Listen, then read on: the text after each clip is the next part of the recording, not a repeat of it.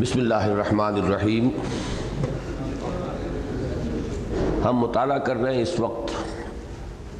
دعوت رجوع الی القرآن کا منظر اور پس منظر نامی کتاب کے اس باب کا جو متعلق ہے اسلام بر عظیم پاک و ہند میں۔ ایک تاریخی خاکہ اس کا پہلے ہم نے اپنے ذہن میں بٹھایا کہ ورود اول ہوا عین مغرب سے، یعنی مکران کی طرف سے۔ یہ 8ویں صدی عیسوی کے شروع میں 712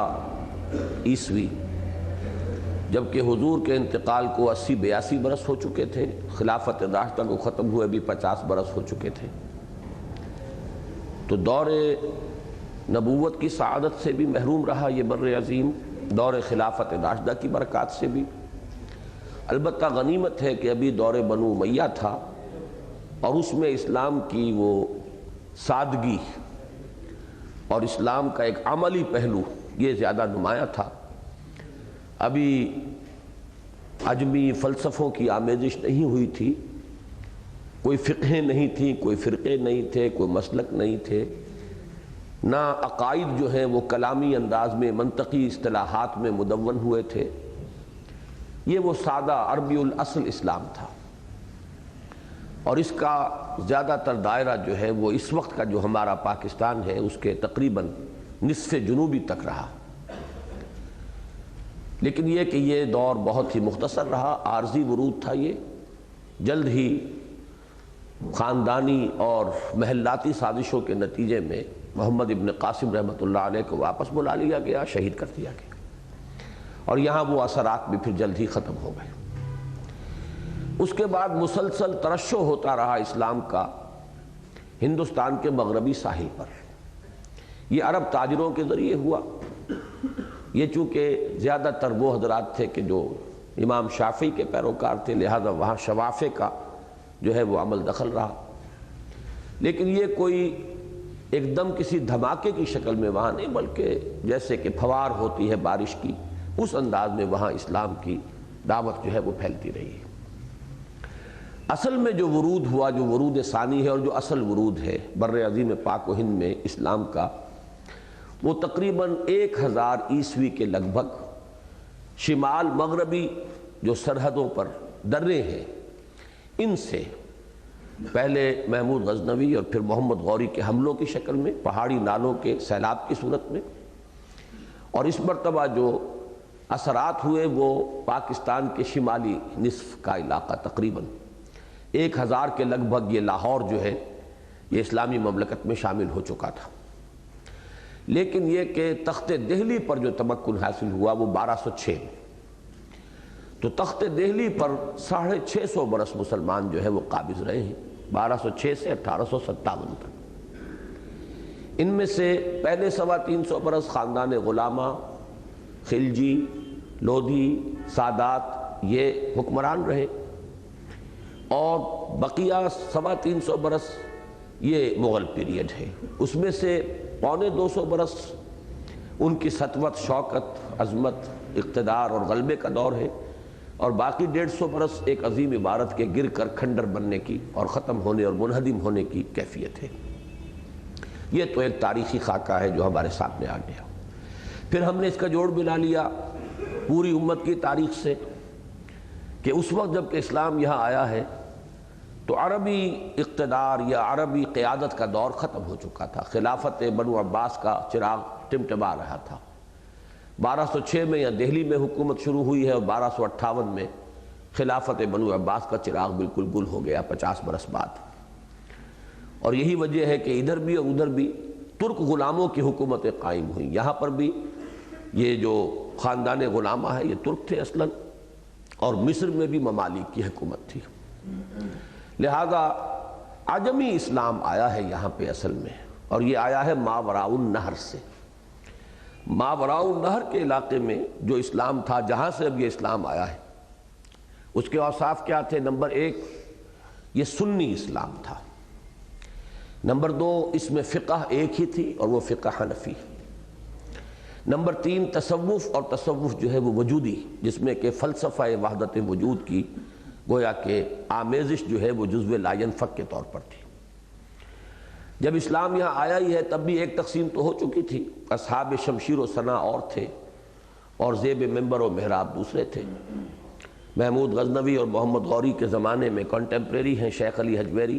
اور اسماعیل بخاری رحمہم اللہ۔ اس کے بعد بھی یہ تقسیم بڑھی اور یہ تقسیم ہوتے ہوتے ایک تثلیث کی شکل اختیار کر گئی کہ مسلمان معاشرے کے اندر قیادت جو ہے 3 حصوں میں تقسیم ہو گئی، سلاطین، علماء اور صوفیہ، اور ان کے درمیان ایک کشمکش، ایک تقسیم دین اور دنیا یا دین اور سیاست، پھر دین میں تقسیم مدرسہ اور خانقاہ، پھر مدرسے میں حنفیت میں غلو،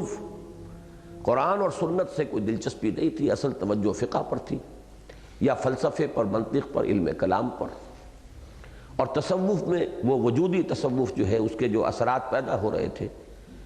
اس کی روح سے شریعت کی اہمیت کم ہو رہی تھی، باطنی احوال و مواجید کے اوپر زور تھا، شریعت کی پابندیوں کا استہزاء بھی شروع ہو چکا تھا۔ تو یہ زوال در زوال ہوتے ہوتے جو مغل اعظم اکبر اعظم کا دور ہے وہ کلائمیکس دونوں اعتبارات سے، کہ ہندوستان میں سیاسی غلبے کا نقطہ عروج بھی وہ ہے مسلمانوں کے، لیکن اسلام کے زوال کی انتہا بھی وہی ہے، یہاں تک کہ ایک طرف تو وہی وجودی تصوف اور بھکتی تحریک جو ہندوؤں نے ایک ڈیفنسو میکینزم کی حیثیت سے جسے ڈیولپ کیا تھا، ایک طرف تو وہ تھریٹن کر رہے تھے شریعت محمدی علیہ صلاۃ والسلام کے تشخص کو ختم کرنے کے درپے، رام رحمان ایک ہی ہیں اور مسجد مندر ہکڑو نور ہے، یہ تو کچھ عالمی سچائیاں ہیں، دین جو ہے یہ ظاہری فرق اور تفاوت کی کوئی خاص اہمیت نہیں ہے، کوئی مسجد میں چلا گیا تو کیا، کوئی مندر میں چلا گیا تو کیا۔ لیکن اس جلتی پر تیل کا کام کیا اس سیاسی فلسفے نے کہ جو اکبر کے سامنے تھا، کہ تمام مذاہب کو ایک مذہب کی صورت دے دی جائے، سب میں سے کچھ کچھ لے لیا جائے، اور اس نے گویا کہ یہ دعویٰ کیا کہ چونکہ 1000 سال جو ہیں ہجری وہ اب ختم ہو چکے تھے اکبر کے دور میں، امت کی تاریخ 1000 سال ہجری جو ہے پوری ہو چکی، تو اس نے کہا کہ اب یہ الف ثانی ہے، دوسرا 1000 سال جو شروع ہوا اس دین کا، تو اس میں شریعت محمدی ساقط ہو گئی، ختم ہو گئی، جیسے کہ کبھی پول نے ساقط کی تھی یا جیسے کہ اسماعیلیوں نے ساقط کی۔ اب تو یہ ہے کہ نیا دین اکبری، دین الہی، یہ جو ہے اس کا دور ہے، تو اس اعتبار سے ایک نیا دین اور اس نئے دین کے ذریعے سے دین محمدی صلی اللہ علیہ وسلم کے گویا کے خاتمے کے لیے کمر کس لی، یہ ہے خلاصہ۔ اب آگے چلیے، 16ویں صدی عیسوی کے وسط کے لگ بھگ جب مغل اعظم علیہ ما علیہ، اس پر ہے جو اس پر ہے، کہ آفتاب اقتدار نے ابتدائی موانع و مشکلات کی بدلیوں سے نکل کر پوری آب و تاب کے ساتھ چمکنا شروع ہی کیا تھا، اس لیے کہ 1556 میں جنگ ہوئی ہے پانی پت کی دوسری جنگ، اور اس میں جو ہے ایک دفعہ تو جان پر بن گئی تھی اکبر کے، اور محسوس ہو رہا تھا کہ شاید مغلیہ سلطنت کا خاتمہ ہو جائے گا، لیکن جب اسے اس میں فتح ہو گئی تو پھر اسے تمکن حاصل ہوا اس کی حکومت کو، اور ہندوستان میں اسلام کے انتہائی زوال و انحطاط کے دور سیاہ کا آغاز ہونے ہی والا تھا۔ اللہ تعالیٰ کی حکمت بالغہ کے تحت سرزمین ہند میں 2 خورشید ہدایت بھی طلوع ہوئے، یہ وہی ہے کہ خون اسرائیل آ جاتا ہے آخر جوش میں، توڑ دیتا ہے کوئی موسیٰ طلسم سامری، ہر فرعون را موسیٰ۔ ایک مجدد الف ثانی شیخ احمد سرہندی رحمۃ اللہ علیہ، جن کی ولادت 1564 میں ہوئی، 1556 میں پانی پت کی دوسری جنگ ہے، 64 8 برس بعد اس کے شیخ احمد سرہندی رحمۃ اللہ علیہ کی ولادت ہے، اور ان کے نام کے ساتھ یہ الف ثانی ہی اب جڑ گیا ہے، حالانکہ ہیں تو وہ 11ویں صدی کے مجدد، لیکن یہ کہ الف ثانی چونکہ یہ اکبر نے لفظ استعمال کیا تھا کہ اب تو یہ دوسرا 1000 سال شروع ہو گیا، شریعت محمدی کی اب ضرورت نہیں رہی، آبسولیٹ ہو گئی وہ، تو اس اعتبار سے یہ مجدد الف ثانی ہے، اب اس دوسرے 1000 سال کے مجدد ہیں یہ کہ انہوں نے اسی شریعت محمدی کی تجدید کی اور اسے مستحکم کیا دوبارہ۔ اور دوسرے حضرت شیخ عبدالحق محدث دہلوی، جن کا سن ولادت 1551 ہے، گویا کہ یہ تقریباً 13 برس عمر میں بڑے تھے شیخ مجدد سے، جن کی مصلحانہ و مجددانہ مساعی نے حالات کے دھارے کا رخ اس حد تک موڑ کر رکھ دیا کہ تقریباً 400 سال کے بعد اسلامی ہند کو غازی اورنگزیب عالمگیر کی ذات میں گویا غازی صلاح الدین ایوبی اور سلطان ناصر الدین محمود کے محاسن کا جامع حکمران نصیب ہوا۔ کہاں تو مغل محلوں کے اندر شراب نوشی اور شراب و کباب اور سب کچھ جو ہوتا تھا، کجا یہ کہ اسی خاندان میں اورنگزیب عالمگیر جیسی شخصیت کا ظہور ہوا۔ یہ اصل میں ایک علامت ہے، ایک نشانی ہے اس کار تجدید کی کہ جو شیخ مجدد نے بالخصوص اور ساتھ ہی عبدالحق محدث دہلوی رحمہم اللہ ان دونوں نے جو کام کیا ہے اس کا نتائج۔ ظاہر بات ہے صرف ایک عالمگیر ہی نہیں، سینکڑوں ہزاروں جو امرائے سلطنت تھے ان کی زندگیوں میں انقلاب آیا۔ حضرت مجدد نے سارے مکاتیب اپنے جتنے لکھے ہیں، جو مکتوبات شیخ مجدد کے نام سے ملتے ہیں، وہ سب کے سب عمائد سلطنت، سپہ سالاروں، بڑے بڑے عہدیداروں کو خطوط لکھے اور ان کی اصلاح کی، عقائد کی، ان کے اوپر اتباع سنت کے لیے زور دیا ہے۔ تو یہ اورنگزیب کو صرف نہ سمجھیے کہ وہی ایک شخص، یہ تو گویا کہ ٹپ آف دی آئس برگ ہے، زیادہ نمایاں ہو گیا کہ تخت ہند پر متمکن شخص پھر اسی طرح کا ایک آدمی کہاں سے آ گیا کہ جس طرح کے انسان کبھی ہندوستان میں یہ رہے ہیں ہمارے ناصر الدین محمود یا ادھر صلاح الدین ایوبی رحمہم اللہ، اور اس طرح مسلم انڈیا کے اول و آخر کے مابین ایک مشابہت اور مماثلت پیدا ہو گئی۔ ان میں سے مقدم الذکر یعنی شیخ مجدد کی مساعی میں پرجوش مجددانہ رنگ نمایاں تھا، جلالی شخصیت تھے اور پرجوش، اور مؤخر الذکر یعنی شیخ محدث عبدالحق محدث دہلوی رحمۃ اللہ علیہ کی کوششوں پر خاموش مصلحانہ رنگ غالب تھا۔ ایک ہوتا مجاہدانہ کردار اور جلالی انداز، ایک ہوتا خاموش ٹھنڈا اور ایک اصلاحی انداز۔ چنانچہ حالات کے رخ کی فوری تبدیلی میں اصل دخل یقیناً حضرت مجدد کی مساعی کو حاصل ہے، جبکہ سرزمین ہند میں علم حدیث نبوی کا پودا لگانے کی جو خدمت حضرت محدث نے سر انجام دی، اس کے اثرات بہت دیر پا اور دور رس ثابت ہوئے۔ اس کو تمثیل سے یوں سمجھیے کہ جو دھارا ایک سمت میں آ رہا تھا، دین الہی اور وہ تصوف وجودی، ان سب کے ذریعے سے رخ جدھر جا رہا تھا، تو ایک زوردار شخصیت درکار تھی کہ جو اسے تھامے، روکے۔ وہ تھامنے اور روکنے والی شخصیت تو حضرت مجدد الفسانی رحمۃ اللہ علیہ، لیکن اب اس کا ایک رخ پر عملاً آگے چلانا بھی تو ہے۔ اس میں یہ ہے کہ شیخ عبدالحق محدث دہلوی اور پھر اصل کام جو ہے وہ پھر شاہ ولی اللہ دہلوی رحمہم اللہ ان کا۔ حضرت مجدد کی تجدیدی مساعی کا اصل رخ تصحیح عقائد، رد بدعات، التزام شریعت اور اتباع سنت کی جانب تھا، اور اس ضمن میں انہوں نے رائج الوقت علمی و نظری اور اخلاقی اور عملی ہر نوع کی گمراہیوں اور ضلالتوں پر بھرپور تنقید کی۔ چنانچہ تردید شیعیت پر بھی نہ صرف یہ کہ ان کے مکاتیب میں بہت زور ہے، بلکہ رد روافظ کے عنوان سے ایک مستقل رسالہ بھی انہوں نے تحریر فرمایا، اور اگرچہ ان کی ان اساسی کوششوں سے بھی طریقت اور شریعت کے بودھ کو کم کرنے میں اور اس بڑھتی ہوئی خلیج کو پاٹنے میں بہت مدد ملی،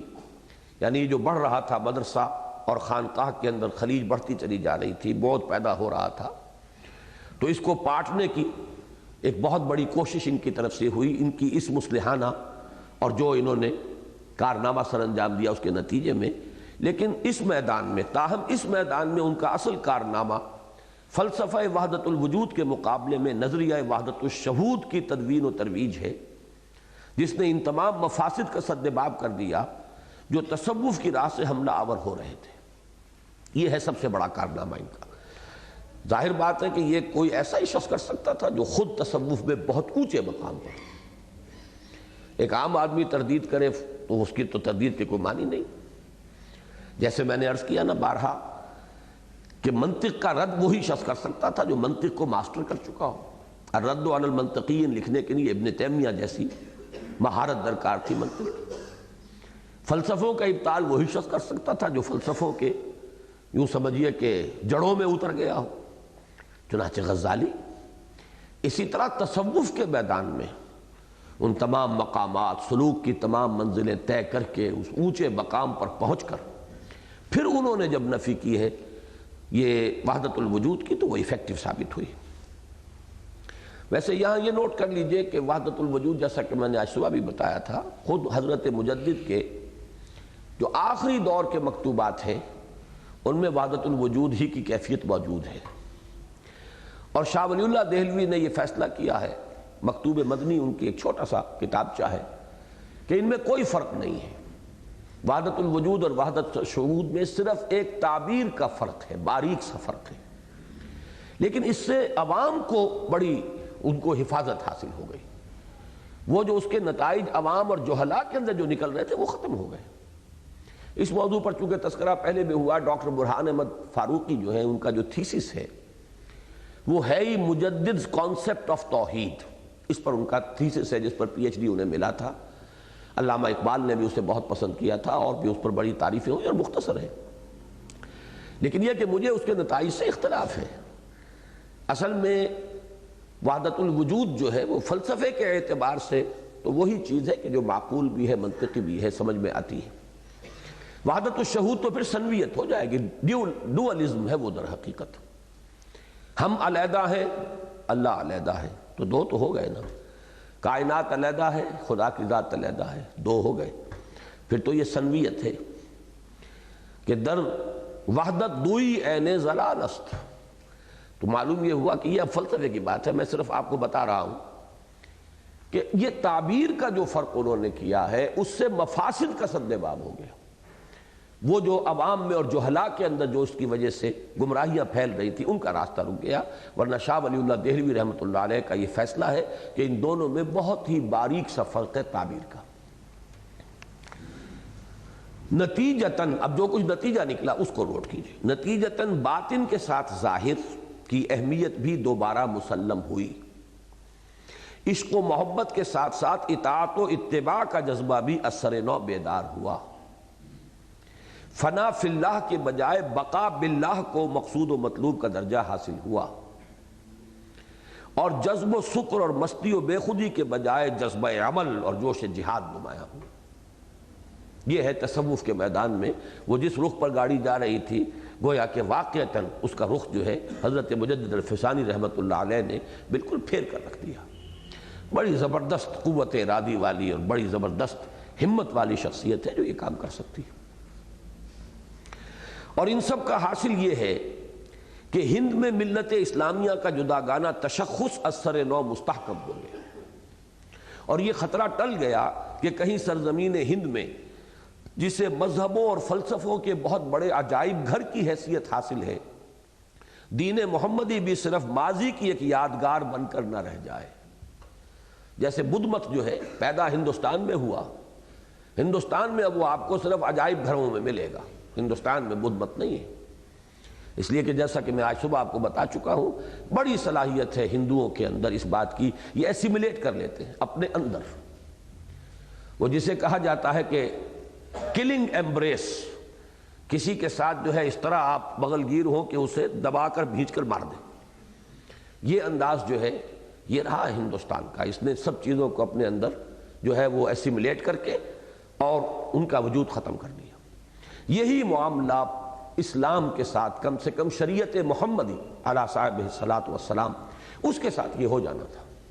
باقی کچھ چیزیں تو ہندوؤں نے اڈاپٹ کر لی تھی، ذات پات کی تقسیم کو یہ بھکتی کی تحریک نے ختم کروایا، توحید انہوں نے لے لی تھی، وہ چیزیں تو انہوں نے اپنے اندر ایسیمیلیٹ کر لی تھی، لیکن تشخص علیحدہ جو ہے اسلام کا وہ تشخص ہے شریعت سے، وہ تشخص ہے سنت رسول سے صلی اللہ علیہ وسلم، اس کا خاتمہ ہو جاتا۔ یہی وجہ ہے کہ علامہ اقبال جو کہتے ہیں کہ حاضر ہوا میں شیخ مجدد کی لحد پر، وہ خاک کے ہے زیر فلک مطلع انوار، گردن نہ جھکی جس کی جہانگیر کے آگے،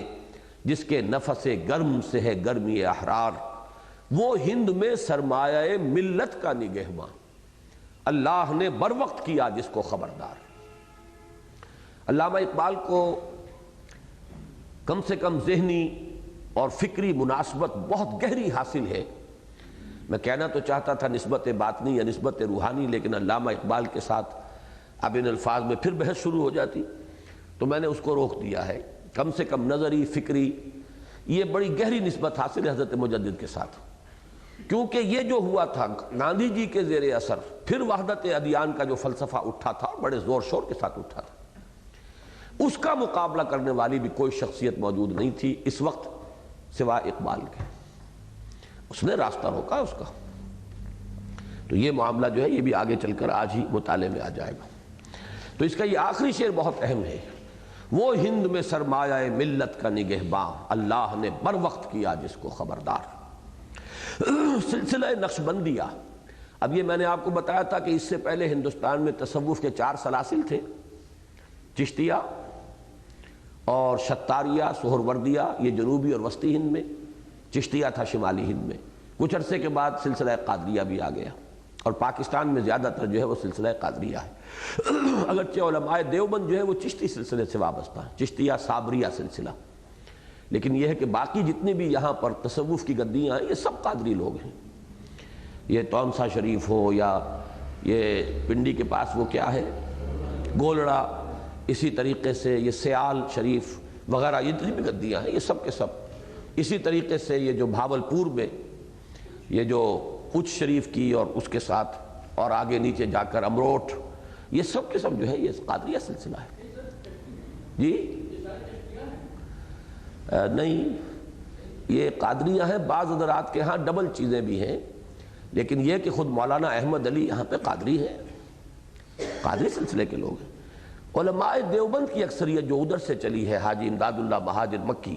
ان کا جو معاملہ ہے وہ زیادہ جو ہے وہ چشتیہ صابریہ ہے۔ تو سلسلہ نقشبندیہ آیا ہے تقریباً اسی دور میں۔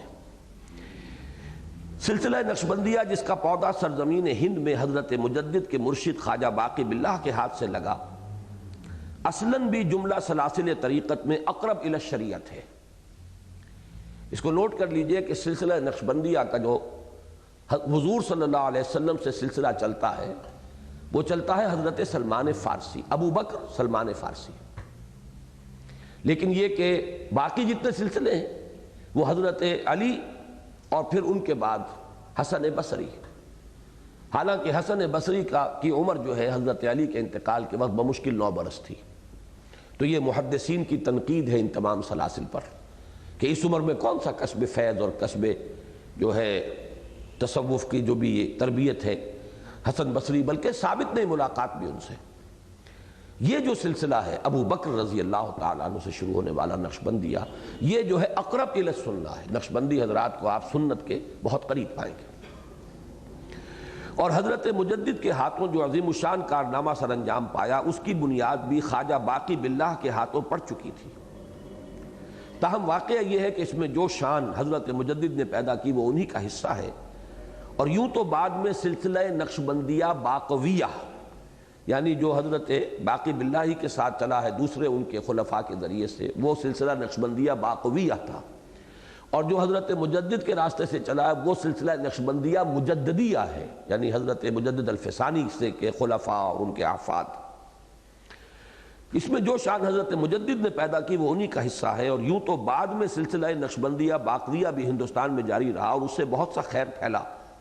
لیکن ہند میں سرمایہ ملت کی نگہبانی کا فریضہ جس شان کے ساتھ حضرت مجدد کے احفاد و خلفاء نے ادا کیا اس میں کوئی دوسرا ان کے ساتھ شریک نظر نہیں آتا۔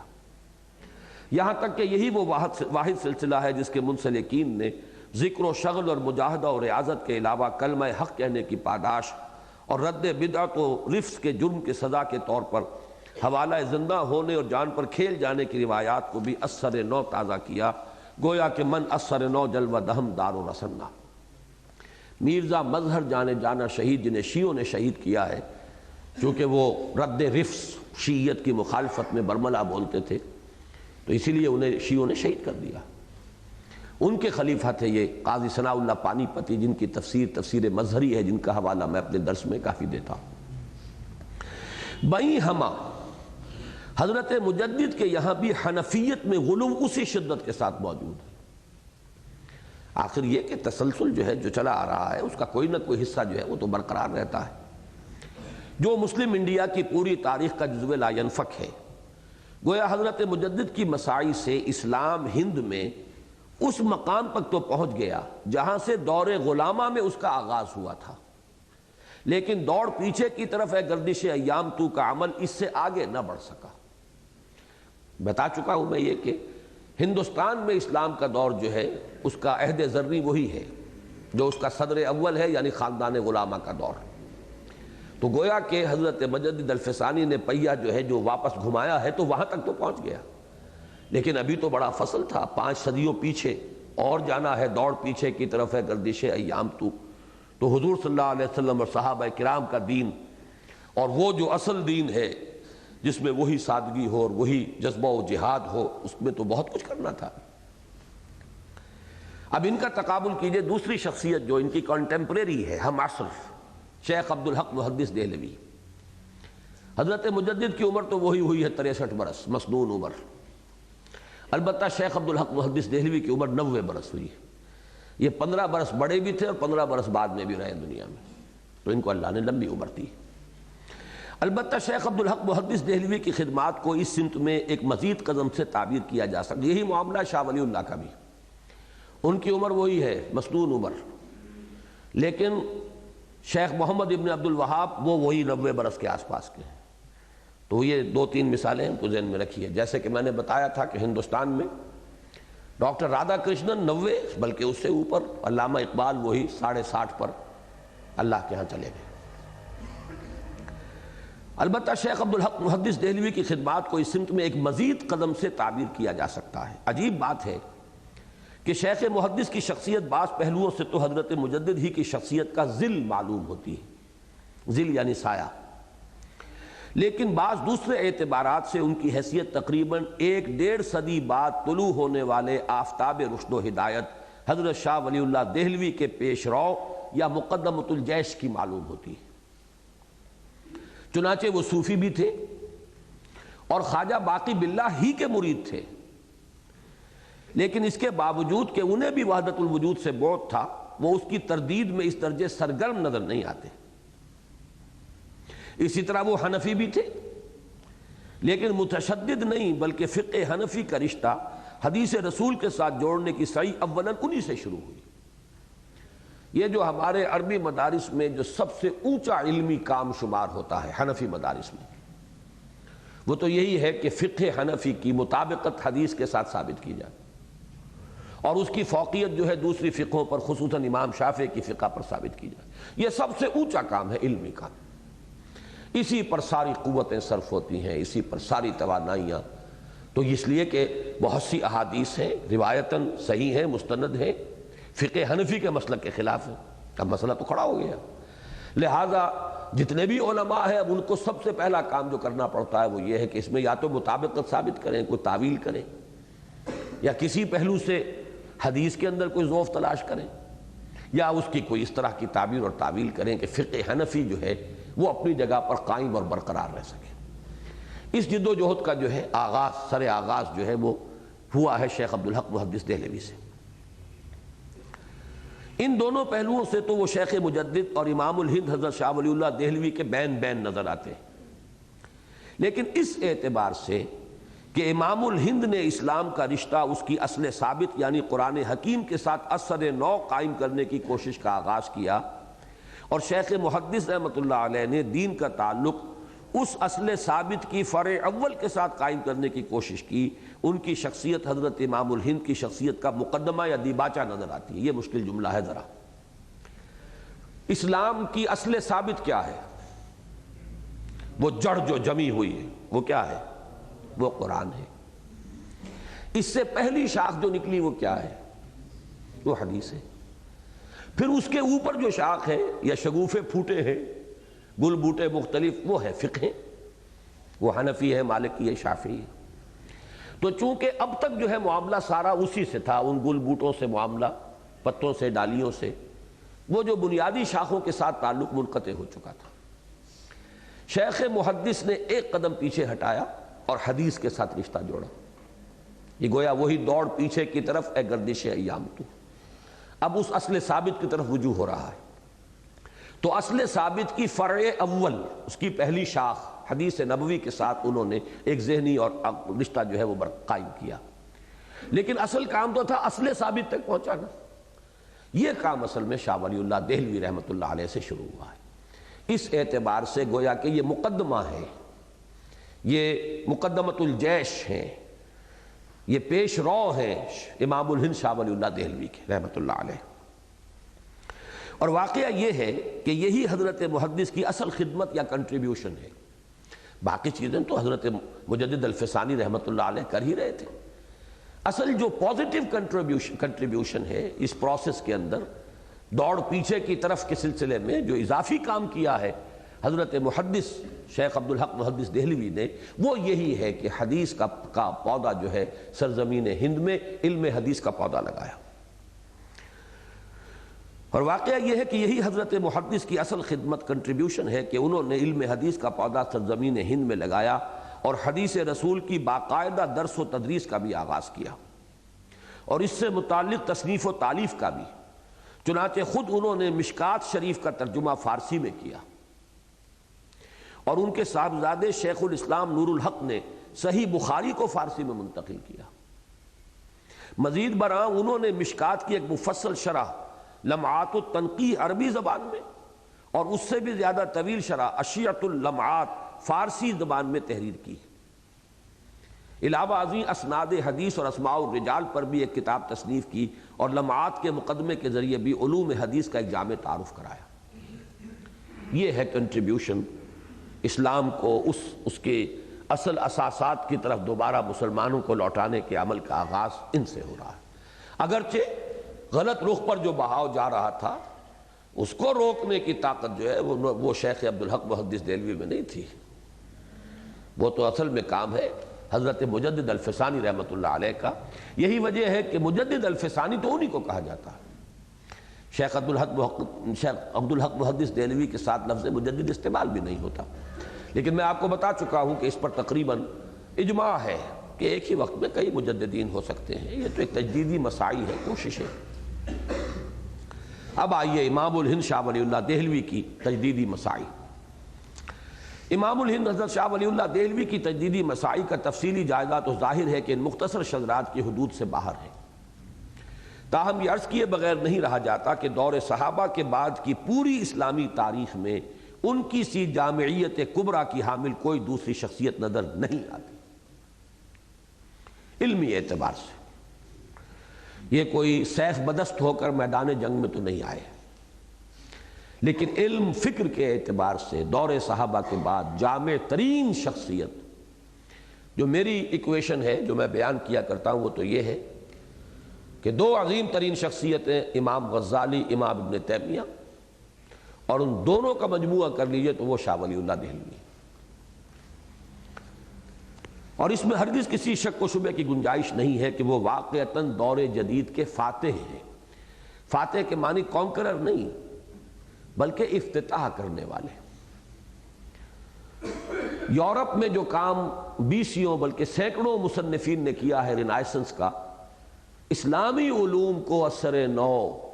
تازہ کرنا، زندہ کرنا، تنہا ایک شخص نے اتنا ہی کام کیا ہے، اور وہ ہے شخص شاہ ولی اللہ دہلوی رحمۃ اللہ علیہ۔ اور اس اعتبار سے خواہ یہ کہہ لیا جائے کہ انہوں نے حضرت مجدد اور شیخ محدث دونوں کی مساعی کو منطقی انتہا تک پہنچایا، خواہ یہ کہہ لیا جائے کہ وہ دونوں اصلاً امام الہند شاہ ولی اللہ دہلوی ہی کی شخصیت کی تمہید تھے، کوئی فرق واقع نہیں ہوتا۔ اصل کام یہاں سے شروع ہو رہا ہے، تو گویا کہ وہ تمہیدی مساعی تھیں، اصل کام یہاں سے شروع ہوا ہے، یا یہ کہہ لیں کہ انہوں نے اس کام کو آگے منطقی انتہا تک پہنچایا۔ اب ان کے کاموں کا ذرا تھوڑا سا جائزہ لے لیں، علمی ان کی خدمات۔ چنانچہ ایک طرف حضرت مجدد نے ہند میں امت مسلمہ کو اثر نو ایک مستحکم داخلی تشخص عطا کیا تھا، تو شاہ صاحب نے احمد شاہ ابدالی کو دعوت دے کر امت کے خلاف اٹھنے والے سب سے بڑے خارجی طوفان کے مقابلے کا سامان کیا۔ اس لیے کہ یہ جو مرہٹہ تھریٹ تھی ہندوستان میں، عالمگیر 25 برس تک دکن میں رہے ہیں، لڑتے رہے شیواجی سے، 25 برس تک دلی آنا نصیب نہیں ہوا اسے. 50 برس کا دور حکومت ہے, 25 برس دکن ہی میں رہے, وہیں دفن ہوئے, اورنگ آباد میں دفن ہے, جو مولانا مودودی کی جائے پیدائش ہے. تو انہوں نے اچھا اس کے بعد جب یہ طوفان بہت اٹھا, عالمگیر نے کچھ نہ کچھ کرش کر دیا تھا, لیکن اب اس کے اوپر پھر یوں سمجھیے کہ پون صدی بیت گئی تھی. کچلا نہیں گیا تھا وہ سانپ جو ہے اس کا سر, وہ دوبارہ طوفان بن کر اٹھا ہے. مرکزی حکومت جو ہے ویسے ڈاواڈول تھی, اس کی کوئی حیثیت ہی نہیں تھی. طوائف الملوک کی ایک دوسرے کے خلاف, کبھی مرہٹوں کے ساتھ ساز باز کر رہا ہے ایک مسلمان نواب اپنے دوسرے مسلمان دشمن کے خلاف, کبھی دوسرا ان کی مدد لے رہا ہے. وہ رفتہ رفتہ چھا گئے پورے ہندوستان پر, اور اس وقت انتہائی شدید خطرہ تھا, ان کے اندر شدید دشمنی مسلمانوں کے ساتھ. آج بھی جتنی بھی یہ اینٹی مسلم موومنٹس ہیں ان سب کے گڑھ اسی علاقے میں. مہاراشٹر, شیو سینا ہے تو وہاں سے ہے, آر ایس ایس کا ہیڈ کوارٹر ہے تو وہاں ہے. وہ شخص جس نے گاندھی کو مارا گاڈ سے, اور اس نے اسی جرم میں مارا کہ اس نے اس کے نزدیک گاندھی مسلمانوں کی پشت پناہی کر رہا تھا, وہ بھی وہیں کا ہے, وہی علاقہ. تو مسلمان دشمنی میں, مسلم دشمنی میں پورے ہندوستان میں چوٹی پر ہے وہ علاقہ. اور وہاں سے یہ مرہٹہ قوت ابھری تھی. اب شاہ ولی اللہ ایک درویش دہلی میں بیٹھے ہوئے اپنے حجرے میں, لیکن وہ صورتحال کو دیکھ رہے ہیں. دیکھیے سیاستدان نہیں تھے, نہ امیر تھے, نہ گورنر تھے, نہ درباری تھے, کچھ بھی نہیں تھے, لیکن نگاہ ہے, دیکھ رہے ہیں حالات کے نبض پر ہاتھ ہے, خطرے کا اندیشہ ہو گیا ہے. اور پھر کہاں سے, ہندوستان میں کوئی شکل نہیں تھی, کوئی قوت ایسی نہیں تھی کہ جس کو اپروچ کرتے. لہذا خود خط لکھا ہے احمد شاہ ابدالی کو, اسے بلایا ہے. اور پانی پت کی تیسری جنگ میں پھر احمد شاہ ابدالی کے ہاتھوں اللہ نے مرہٹہ قوت کو توڑا ہے. یہ ہمارے پروفیسر یوسف سلیم چشتی صاحب کا ایک بڑا ہی محبوب موضوع تھا, اس پر وہ تقریر کرتے تھے. تو جس جذبے کے ساتھ اور شوق کے ساتھ اور جو معلومات ان کے پاس تھی کہ واقعتاً اللہ کی مدد تھی. مرہٹہ فوج کے لیے ایک بہت بڑی کمک آئی. ہزاروں اس کے اندر وہ جانور تھے جن کے اوپر وہ گندم لدی ہوئی ہے, پیسہ ہے, سامان ہے, فوج کے لیے کمک آئی ہے. راستہ وہ بھول گئے, پہنچ گئے ابدالی کے کیمپ میں, ساری مدد اور کمک مل گئی ابدالی کو. تو اللہ کی طرف سے ہوتا ہے, لیکن یہ کہ بہرحال کچھ نہ کچھ اسباب ہوتے ہیں. تو اب یہاں دیکھیے میں نے ان دونوں کو جمع کیا ہے. ایک طرف حضرت مجدد نے ہند میں امت مسلمہ کو اثر نو مستحکم داخلی تشخص عطا کیا. یہ داخلی تشخص تھا, اتباع سنت, شریعت کی پابندی. یہ داخلی تشخص کی پریزرویشن ہوئی, استحکام ہوا. تو شاہ صاحب نے احمد شاہ ابدالی کو دعوت دے کر امت کے خلاف اٹھنے والے سب سے بڑے خارجی طوفان کے مقابلے کا سامان کیا. اور حضرت مجدد نے رد روافظ سے جس کام کا آغاز فرمایا تھا, یہ ان کا رسالہ شیعیت کی نفی میں, اس کی تکمیل شاہ صاحب نے ازالۃ الخفا عن خلافت الخلفاء اور قرۃ العینین فی تفضیل الشیخین, اور ان کے صاحبزادے شاہ عبد العزیز نے تحفہ اثنا عشریہ ایسی کتابوں کی تصنیف سے کی. یہ دو کتابیں ازالۃ الخفا عن خلافت الخلفاء بڑی چوٹی کی کتابیں ہیں کہ اصحاب ثلاثہ, بلکہ خاص طور پر جو حضرت علی رضی اللہ تعالیٰ عنہ کی خلافت ہی کو بلا فصل قرار دینے کے لیے جو نفی اہل تشیع کرتے ہیں پہلی تینوں خلافتوں کی, تو ازالۃ الخفا عن خلافت الخلفاء, ان خلفاء کی خلافت پر جو پردے ڈالے جا رہے ہیں اس کا ازالہ کرنے کے لیے کتاب لکھی. یہ خلفاء برحق تھے. اسی طریقے سے قرۃ العینین فی تفضیل الشیخین, حضرت علی کی جو فضیلت حضرت ابوبکر اور حضرت عمر پر ثابت کی جا رہی تھی, اس کے رد میں قرۃ العینین فی تفضیل الشیخین, کہ شیخین ابو بکر اور عمر رضی اللہ تعالیٰ عنہ قطعاً افضل ہیں حضرت علی سے رضی اللہ تعالیٰ عنہ. اور پھر تحفہ اثنا عشری, اثنا عشری کہلاتے ہیں نا یہ 12 اماموں کے ماننے والے جو ہمارے ہاں شیعہ ہیں. باقی تو اصل میں تو وہ جن کا معصوم امام اب بھی موجود ہے, مکمل شیعہ تو وہ ہے. یہ تو درمیان میں لٹکے ہوئے, ان کا امام بھی غائب ہے. اس اعتبار سے وہ امامیہ جو ہے اصل میں تو وہ ہے. بہرحال اثنا عشری ان کو کہتے ہیں. تو تحفہ اثنا عشریہ شاہ عبد العزیز نے کتاب لکھی. اور دوسری طرف شیخ محدث نے علم حدیث کا جو پودا سرزمین ہند میں لگایا تھا، عبدالحق محدث دہلوی رحمۃ اللہ علیہ نے، شاہ صاحب اور ان کے خلفاء نے نہ صرف یہ کہ اس کی آبیاری کی بلکہ اپنی انتھک کوششوں سے صنم خانہ ہند کو علم حدیث نبوی کا ایک عظیم الشان چمن بنا دیا۔ عجیب مشابہت ہے کہ شیخ عبدالحق محدث دہلوی نے مشکات المصابیح کی ایک شرح عربی میں لکھی تھی اور ایک فارسی میں، اسی طرح امام الہند شاہ ولی اللہ دہلوی رحمۃ اللہ علیہ نے موطا امام مالک کی ایک شرح عربی میں لکھی المصوّع اور ایک فارسی میں لکھی المصفّہ۔ واضح رہے کہ شاہ صاحب کے نزدیک موطا امام مالک کو علم حدیث کے ذیل میں اصل اول کی حیثیت حاصل ہے، کیونکہ پہلا مجموعہ جو مرتب ہوا ہے وہ موطا ہے۔ اس لیے شاہ صاحب کے نزدیک باقی تمام کتابوں پر فوقیت ہے اہمیت کے اعتبار سے موطا امام مالک کو۔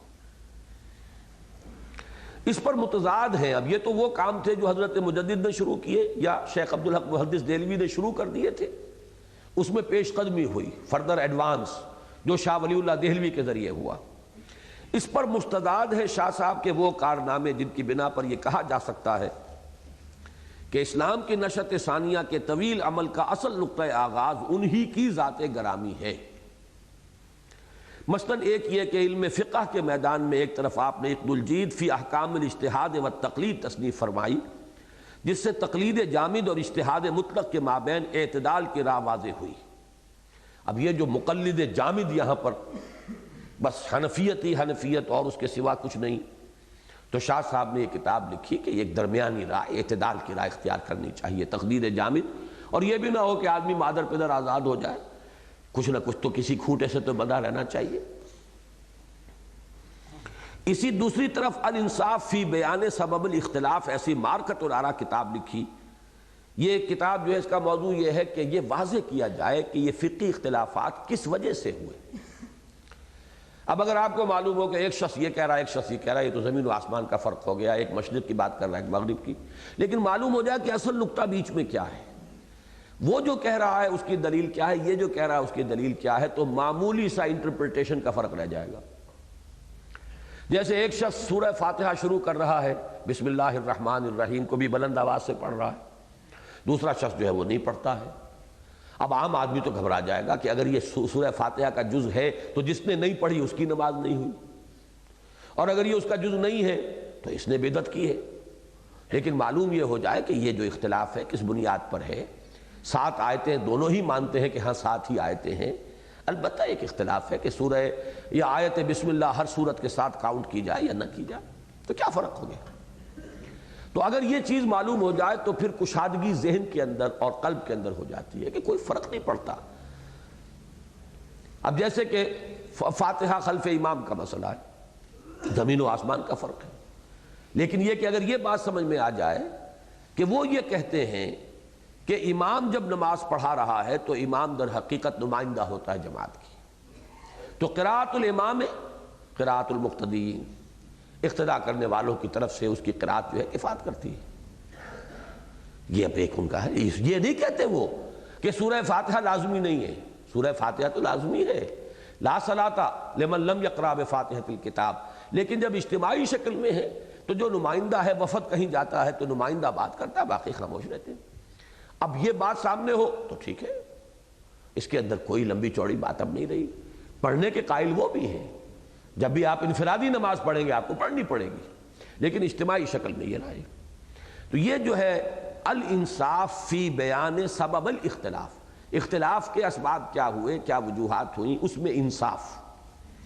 ایسی مارکت الآراء کتاب لکھی جس نے فقہی اختلافات کی اہمیت کو کم کرنے کے ضمن میں نہایت دور رس نتائج پیدا کیے۔ دوسرے، اب یہ چیزیں وہ ہیں جو کوئی بالکل یہ نہیں کر رہے ہیں، یہ بات نہ حضرت مجدد کے ہاں تھی نہ شیخ محدث دہلوی کے ہاں۔ ایک طرف تو انہوں نے، میں نے وہ چیزیں گنوا دی جن میں کہ ان کے کاموں کو انہوں نے آگے بڑھایا، اور یہ کام وہ ہے کہ جو اوریجنلی ان کے ہیں، اوریجنیٹ انہوں نے کیے۔ پہلا یہ کام فقہ کے معاملے میں یہ تجدید، یہ تقلید جامد اور اجتہاد مطلق کے درمیان کی ایک کیفیت لانے کی کوشش، جس میں 2 تصانیف اس قدر زوردار۔ دوسرا یہ کہ اپنی مشہور زمانہ تصنیف حجت اللہ البالغہ کے ذریعے آپ نے حکمت دین کو ایک باقاعدہ علم کی حیثیت دے دی، اور اسلام کے نظام عقائد، نظام عبادات اور نظام معاشرت و معاملات کو ایک مربوط اور منضبط نظام زندگی کی حیثیت سے پیش کیا، جس کی آنے والے دور میں شدید ترین ضرورت پیش آنے والی تھی۔ اس لیے میں نے کہا یہ فاتح ہیں دور حاضر کے، اس کی ضرورت۔ چنانچہ ڈاکٹر بشارت علی ہے حیدرآباد دکن کے، اب تو خیر کراچی میں ہے بہت عرصے سے، سوشولوجی، عمرانیات کا جو ایک نیا مضمون شروع ہوا تھا کچھ عرصے پہلے، اس میں ان کے پاس پی ایچ ڈیز وغیرہ کئی جگہ سے ہیں، بہت اتھارٹی مانے جاتے ہیں۔ وہ کہتے ہیں Shah Wali Ullah is the greatest social thinker of the world, sociology کا ماہر اعظم شاہ ولی اللہ، یہ ان کی سند ہے، ان کا قول ہے۔ میں تو چونکہ اس فن کا ماہر نہیں، اس علم سے براہ راست میرا تعلق نہیں، لیکن میں نے ان کی صرف جو سند ہے وہ آپ کو بتا دی۔ اس میں جو چند مثالیں میں دیا کرتا ہوں، ان کا اقتصادی ان کی سوچ، زمین کے بارے میں ان کا تصور، مسجد ہے، زمین وقف ہے، اس کے بارے میں پھر اس سے وہ مطابقت پیدا کرنا۔ مسجد میں جو شخص آ کر بیٹھ جائے دوسرا اس کو نہیں ہٹا سکتا، اسی طرح جو غیر آباد زمین کو آباد کر لے وہ اس کے اوپر رہے گا، قبضہ اس کا مانا جائے گا۔ لیکن اگر اب وہ غیر آباد رکھتا ہے 3 سال تک قبضہ ختم ہو جائے گا۔ جو اٹھ کے چلا جاتا ہے جگہ سے ریزرو بھی کر کے جا سکتا ہے۔ یہ جو ہمارے ہاں نشانیاں رکھ دیتے ہیں، یہ ٹوپی رکھ دی، میں گیا ہوں، میں جا رہا ہوں وضو کرنے، یہ در حقیقت شریعت کے اندر اس کے لیے صحیح اجازت نہیں ہے موجود۔ کوئی ریزرویشن مسجد میں نہیں ہو سکتی، اور یہاں تو ریزرویشنز ہوتی ہیں مسجد نبوی میں بھی اور مسجد حرام میں بھی، اور مسجد حرام میں تو خیر پیسے بھی چلتے ہیں اس کے لیے، شرطوں کے ہاتھ گرم کرو تو پھر وہاں پر جگہ ملتی ہے صف اول میں۔ بہرحال، اور سب سے بڑھ کر یہ، اب یہ تیسرا کام ہے جو سب سے بڑا ہے ہمارے اعتبار سے، یہ دعوت رجوع الی القرآن جو اس کتاب کا موضوع ہے اس کے عنوان سے اہم ترین یہ ہے، اور سب سے بڑھ کر یہ کہ آپ نے اسلام کا رشتہ اس کی اصل ثابت یعنی قرآن حکیم کے ساتھ اثر نو قائم کرنے کے طویل عمل کا باقاعدہ آغاز فرما دیا۔ چنانچہ اس سمت میں کیا کام کیے؟ ایک طرف قرآن مجید کے فارسی ترجمے کے ذریعے قرآن کے مطالب و مفاہیم کو عوام تک پہنچانے کا اہتمام کیا۔ یہ گویا کہ اس کے مساوی ہے کہ انگریزی دور میں انگریزی میں ترجمہ کیا جاتا قرآن کا، تو انگریزی پڑھے لکھے لوگ جو ہیں تبھی تو سمجھ سکتے تھے نا، کیونکہ اس دور میں دفتری زبان فارسی تھی، پڑھے لکھے لوگ فارسی پڑھے، فارسی اور بیچے تیل، دیکھو رے قسمت کے کھیل، تو اصل میں تو شے جو تھی وہ فارسی تھی، اور ہندو پڑھتے تھے، بہت بڑے بڑے عالم اور بڑے بڑے شاعر ہوئے ہندو، کائست قوم خاص طور پر، وہ تو فارسی جو ہے وہ بالکل ان کے شیر بادر کی طرح ہو گئی تھی، تو اس میں قرآن مجید کا ترجمہ کیا۔ اگرچہ اس پر انہیں شدید مخالفت حتیٰ کہ عوامی یورش تک کا سامنا کرنا پڑا، اور دوسری طرف الفوز الکبیر فی اصول التفسیر کی تصنیف کے ذریعے علم تفسیر کو ایک چیستہ کے بجائے ایک باقاعدہ فن کی حیثیت سے متعارف کرایا، اور درمیانی استعداد تک کے حامل لوگوں کے لیے فہم قرآن کی راہیں آسان کر دی۔ ورنہ پہلے سمجھا جاتا تھا کہ چھوئی بوئی کا پیڑ ہے، کچھ نہ کہا جائے، ذرا سی ایک بات بھی کہہ دی یہ تفسیر بالرائے ہو جائے گی، بہت ہی دور دور رہو، ہاتھ نہ لگاؤ، بس دیکھو اور عظمت کے ساتھ دیکھ لیا کرو، یا یہ کہ پڑھ کر اس کا ثواب لے لیا کرو، اللہ اللہ خیر صلی اللہ۔ اور پھر یہ کہ یہ تو سینہ بسینہ علم ہے، تفسیر کا معاملہ ہے، اور روایات سے ہٹ کر تو ذرا کوئی بات کی تو گویا کہ کفر ہو جائے گا۔ تو شاہ صاحب نے اس کو ایک سائنٹیفک، اس کا ایک نظم بتایا، اس کے مضامین کا تعارف کرایا، اس میں شان نزول کی روایات کے بارے میں ایک بڑی انقلابی بات کہی کہ یہ سمجھنا بالکل غلط ہے کہ جو روایتیں آ جاتی ہیں شان نزول کی کہ وہ آیت اسی واقعے پر نازل ہوئی ہے، یہ نہیں ہوتا، بلکہ یہ مفسرین نے وہ واقعات اس حوالے سے درج کر دیے ہیں کہ اس آیت کا مفہوم کچھ قریب ہے ان واقعات کے، یہ نہیں کہ آپ اس کو اس کے ساتھ نتھی کر دیں اس آیت کو کہ بس یہی واقعہ جو ہے یہی اس کے نزول کا اصل سبب ہے۔ بعض آیات تو ایسی ہیں کہ جو یقیناً نتھی ہوں گی، وہ حالات و واقعات ہی پر مشتمل ہے، لیکن بعض دوسری چیزیں جو ہیں وہ شان نزول کی روایات کو جو کچھ سمجھ لیا گیا ہے، تو شاہ صاحب نے بڑی جرأت کے ساتھ ان چیزوں کو کھولا ہے۔ یہ بند علم تھا، ایک سینہ بسینہ علم تھا، اسے کھول کر اور عام آدمی بھی الفوز الکبیر پڑھے اور پھر اس کے اعتبار سے قرآن پر غور و فکر کرے۔ شاہ صاحب کے جلیل القدر فرزندوں میں سے 2 یعنی شاہ عبد القادر اور شاہ رفیع الدین نے قرآن مجید کے باب محاورہ اور لفظی ترجمے کر کے گویا اپنے والد مرحوم کے شروع کیے ہوئے لفظی ترجمے یعنی اردو میں اردو ترجمے لفظی اور بامحاورہ اپنے والد مرحوم کے شروع کیے ہوئے کام کو منطقی انتہا تک پہنچا دیا۔ اور کون کہہ سکتا ہے کہ آج بر صغیر پاک و ہند میں علم و فہم قرآن کا جو غلغلہ اور ہمہمہ ہے وہ سب دہلی کے اس عظیم خانوادے کی مساعی کا نتیجہ نہیں ہے۔ جتنے تراجم بعد میں ہوئے ہیں کوئی شخص مستغنی نہیں ہے شاہ عبد القادر کے ترجمے سے اور شاہ رفیع الدین کے ترجمے سے۔ امام الہند، شیخ الہند مولانا محمود حسن صاحب نے تو صاف لکھا ہے کہ یہ ترجمہ میرا ہے ہی نہیں، جو ان کے نام سے ترجمہ چھپتا ہے شاہ صاحب کا ترجمہ ہے، یہ میں نے صرف محاورہ تبدیل ہو گیا ہے، 100 برس ہو گئے، 1805 میں چھپا تھا وہ، تو اب 19ویں صدی 20ویں صدی جب آئی ہے تو ان کا کہنا یہ تھا کہ محاورہ زبان کا بدل گیا ہے۔ شاہ عبد القادر صاحب کے ترجمے میں بہت سے ہندی کے الفاظ ہیں، نردھار، اب وہ سمجھ میں نہیں آتا، تو صاحب سب کا ہے، اب صاحب جو ہے یہ اس معنی میں اب آج کل یہ اس طرح استعمال نہیں ہوتا، مالک۔ تو اس طریقے سے جو بہت سے ان کے ترجمے ہیں ان کے اندر ہندی جو ہے ایک محاورہ وہ شامل ہے، لیکن یہ کہ شیخ الہند یہ فرماتے ہیں کہ میں نے صرف ان چیزوں کو تبدیل کر دیا ہے کہ ایڈیم جو بدل گیا ہے اردو کا، میں نے جو کرنٹ ایڈیم ہے وہ وہاں پر تبدیل کر دیا، ورنہ ترجمہ انہی کا ہے۔ یہ شیخ الہند مولانا محمود حسن رحمۃ اللہ علیہ فرماتے ہیں، باقی جس نے بھی ترجمے کیے سامنے رکھا ہے۔ الغرض ویسے تو امام الہند حضرت شاہ ولی اللہ دہلوی کا علمی اصلاح و تجدید کا پورا کارنامہ ہی نہایت رفیع اور قابل قدر ہے، اور واقعہ یہ ہے کہ ان کی مساعی کو عالم اسلام میں یورپ کی پوری تحریک احیاء العلوم رینائسنس کا ہم پلہ قرار دیا جا سکتا ہے، لیکن ان کا عظیم ترین کارنامہ یہ ہے کہ انہوں نے توجہات کو اثر نو قرآن حکیم کے علم و حکمت کی جانب منعطف کر دیا، اور اللہ کی رسی کے ساتھ امت مسلمہ کے تعلق کو دوبارہ استوار کرنے کی سعی کا آغاز کر کے گویا حضرت ابوبکر صدیق کے اس قول کے مطابق کہ لا یصلح آخر هذه الامہ الا بما صلح به اولها، جس طریقے پر پہلے حصے کی اصلاح ہوئی تھی، وہ جو کل ہم نے پڑھا تھا مضمون قرآن اور جہاد، قرآن اور جہاد فی سبیل اللہ، وہ ہے اصل رنگ دین محمدی کا صلی اللہ علیہ وسلم۔ اس کے لیے گویا اسلام کی نشت ثانیہ کی سعی و جہد کی راہ کھول دی، فجزاہ اللہ احسن الجزا۔ اس کے بعد اس چیپٹر میں کوئی یہ 5 صفحے ہیں، یہ ایک اقتباس ہے، وہی شیخ اکرام صاحب کی کتاب سے میں نے شاہ ولی اللہ دہلوی رحمۃ اللہ علیہ کی قرآنی خدمات پر جو ان کی تحریر ہے، یہ اس کا ایک اقتباس ہے، اس کو آپ حضرات اپنے طور پر پڑھ لیجئے گا۔ اب آئیے اگلا چیپٹر، باب صوم، انگریزی دور کے نئے فتنوں کا سد باب، تحریک رجوع الی القرآن اور ترجمہ و تفسیر قرآن کے مختلف مکاتب فکر۔ یہ بہت معلومات افزا تحریر ہے اور بہت اہم ہے۔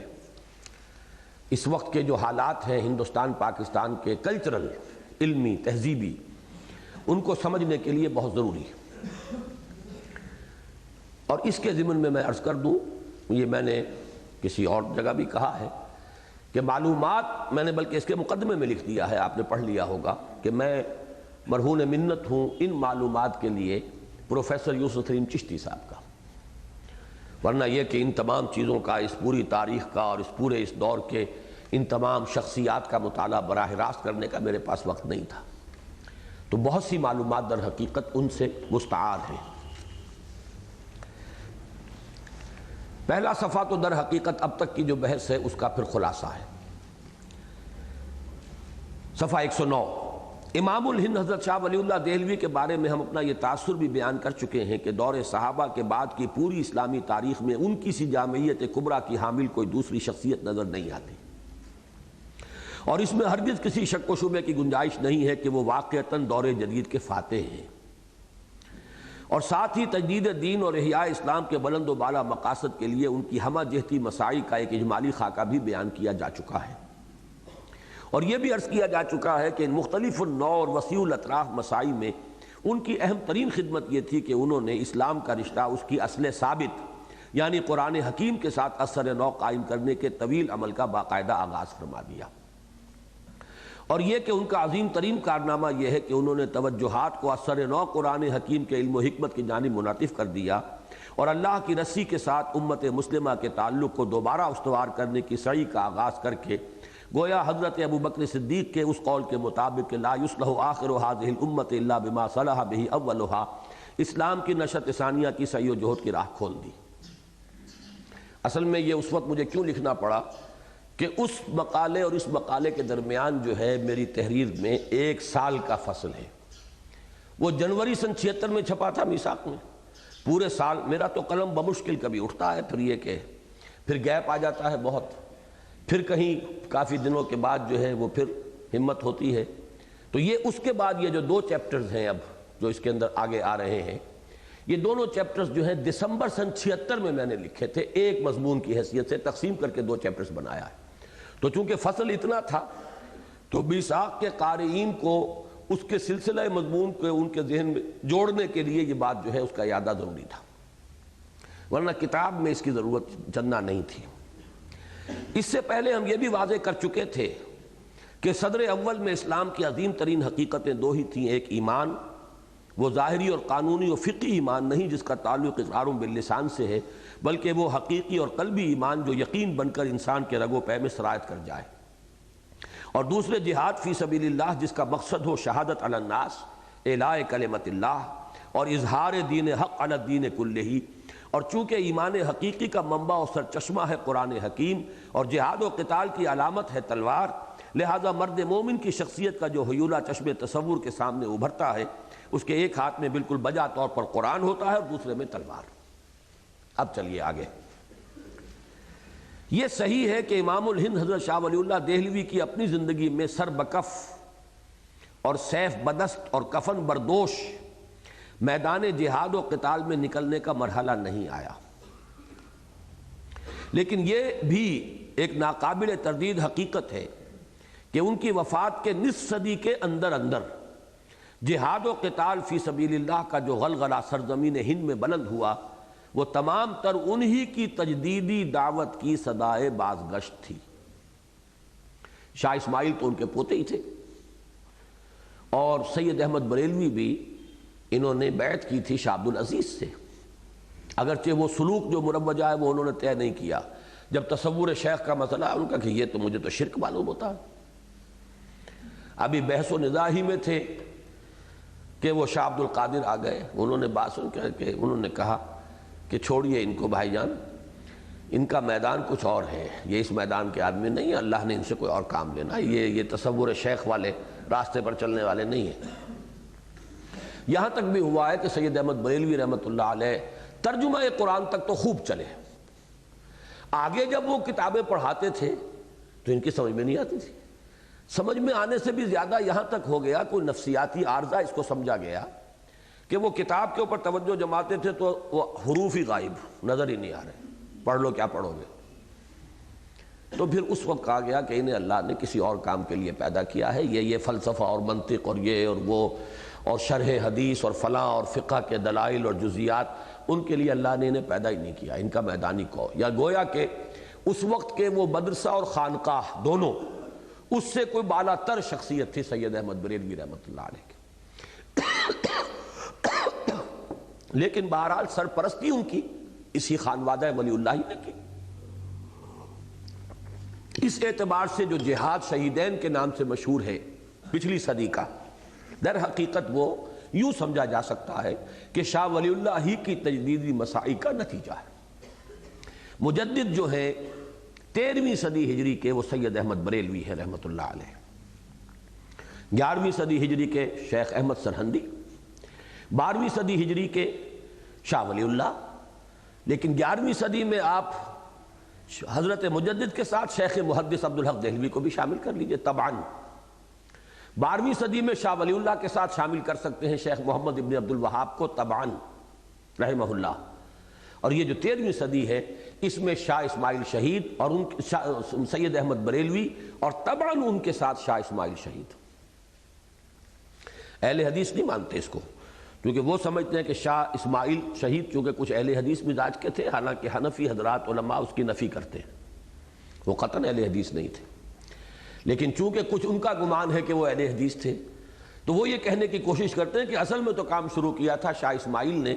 یہ سید احمد بریلوی تو ان کے ساتھ لگ گئے تھے، حالانکہ شاہ اسماعیل شہید بیعت کر رہے ہیں سید احمد بریلوی کے ہاتھ پر۔ ایسی چیزیں بھی جو ہے نا، یہ تعصب اور عصبیت اور یہ جو گروہ بندیاں ہیں، ایسی آنکھوں پر پٹیاں باندھ دیتے ہیں۔ اور یہ بات کہی کس نے؟ جو اہل حدیث کا ایک وقت میں پاکستان میں سب سے بڑا لیڈر بن گیا تھا، اب فوت ہو گیا، اب میں نام نہیں لینا چاہتا، اس نے کہی اصل میں تو یہ شاہ اسماعیل شہید تھے، یہ تو سید احمد بریلوی تو ایسے ان کے ساتھ لگ گئے تھے ثانوی درجے۔ لیکن یہ ایک ناقابل تردید حقیقت ہے کہ ان کی وفات کے نصف صدی کے اندر اندر جہاد و قتال فی سبیل اللہ کا جو غلغلہ سرزمین ہند میں بلند ہوا، وہ تمام تر انہی کی تجدیدی دعوت کی صدائے بازگشت تھی۔ اس لیے کہ خود حضرت سید احمد بریلوی بھی خانوادہ ولی اللہ ہی کے تربیت یافتہ تھے، اور ان کے دست راست تو تھے ہی شاہ اسماعیل ابن شاہ عبد الغنی ابن شاہ ولی اللہ۔ شاہ ولی اللہ کے یہ بیٹے جو ہیں شاہ عبد الغنی، یہ نوجوانی میں فوت ہو گئے تھے، ان کا نام زیادہ روشن نہیں ہوا، لیکن یہ کہ ان کے بیٹے ہیں شاہ اسماعیل، ان کا نام پھر جو روشن ہوا ہے تو وہ تلافی پوری ہو گئی۔ باقی شاہ عبد العزیز، شاہ عبد القادر، شاہ رفیع الدین، یہ تو سب اپنی جگہ پر آفتاب و ماہتاب ہیں ہی۔ اور اگرچہ انجام کار کے اعتبار سے ہندوستان کی یہ پہلی اسلامی تحریک شعلہ مستعجل کا مصداق بن گئی، لیکن اس کی خوش درخشیدگی یقیناً ہر شک و شبہ سے بالاتر ہے، یہاں تک کہ واقعہ یہ ہے کہ اس تحریک جہاد کے وابستگان کے ایمان و یقین، ذوق و شوق اور جوش و خروش کے تذکرے سے بے اختیار صحابہ کرام یاد آ جاتے ہیں، اور سخت حیرت ہوتی ہے کہ ایسی چنگاری بھی یارب اپنی خاکستر میں تھی۔ اور یہ ایک بیان ثبوت ہے اس کا کہ اگر دعوت کی اساس اور منہج عمل وہی اختیار کیا جائے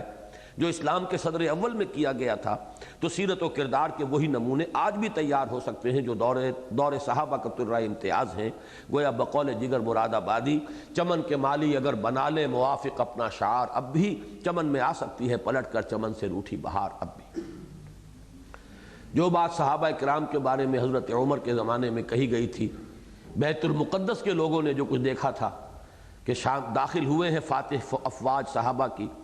اور انہوں نے سارا نسوانی حسن اپنا منڈیروں کے اوپر جمع کر دیا تھا، چھتوں کے اوپر، تاکہ ہماری تلواریں انہیں گھائل نہ کر سکیں، شاید یہ نگاہوں جو کہ تیر جو ہیں وہ ان کو چھید سکیں، لیکن کسی نے نگاہ اوپر اٹھائی تک نہیں۔ وہی بات آپ کو پچھلی صدی کے اندر سننے میں ملی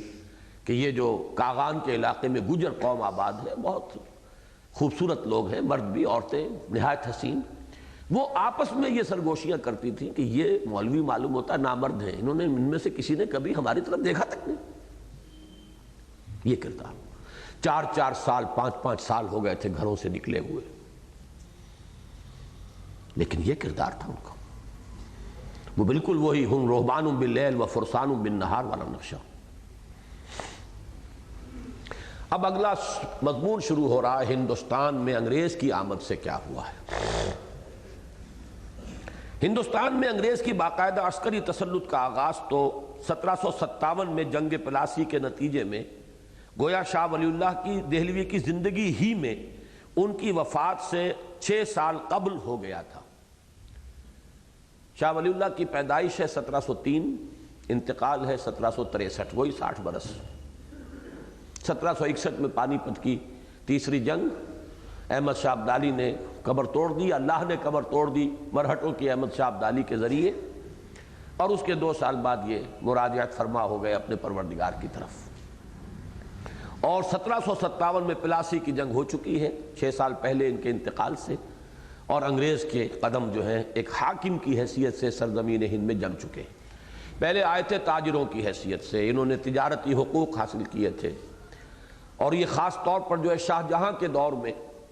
شاہ جہاں بیمار ہوئے، انہیں پائلز تھی، بواسیر کی بیماری تھی، تو مقامی اطباء علاج نہیں کر سکے، اور آپ کو اندازہ ہے پائلز نہایت تکلیف دہ مرض۔ وہ انگریز ایک سرجن نے آ کر، یورپین سرجن نے آپریشن کیا، ٹھیک ہو گیا۔ ان کا مانگو کیا مانگتے ہیں؟ انہوں نے کہا کہ ہمیں تجارتی حقوق چاہیے، لے جاؤ تجارتی حقوق۔ اب وہ تمام ساحلی علاقوں پر ان کے تجارتی جو ہیں کوٹھیاں بن گئیں، اور وہ اب کریٹس کے اندر سمجھا یہ جا رہا ہے محصول سے، محصول معاف۔ جب محصول معاف ہے تو اس کو کھول کے دیکھنے کی کیا ضرورت کہ کیا چیز ہے، سونا ہے، چاندی ہے، کیا ہے۔ اب اس میں ہتھیار آ رہے ہیں چلے ہوئے۔ اب انہوں نے اپنی جو ہے قوت مسترخ علاقوں کے اندر وہ جو ہے کنسالیڈیٹ کر لی، خاص طور پر بنگال کے اندر انہوں نے قدم جمائے۔ ادھر فرانسیسی بھی آ گئے تھے، کچھ اور بھی آ گئے تھے، ولندیزی آ گئے تھے، ان کی آپس کی چپتلش بھی تھی، لیکن یہ کہ اب یہ تاریخ لمبی ہے۔ بنگال سے 1757 میں ان کی باقاعدہ عسکری فتوحات کا سلسلہ شروع ہو گیا،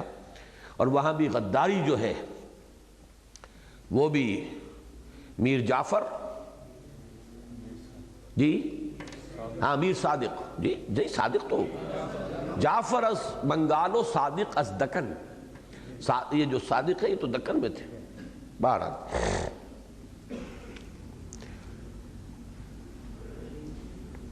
تاہم اسے ایک باضابطہ کل ہند سلطنت بننے میں پوری ایک صدی لگی، یہاں تک کہ 1857 کے غدر یا بغاوت کی صورت میں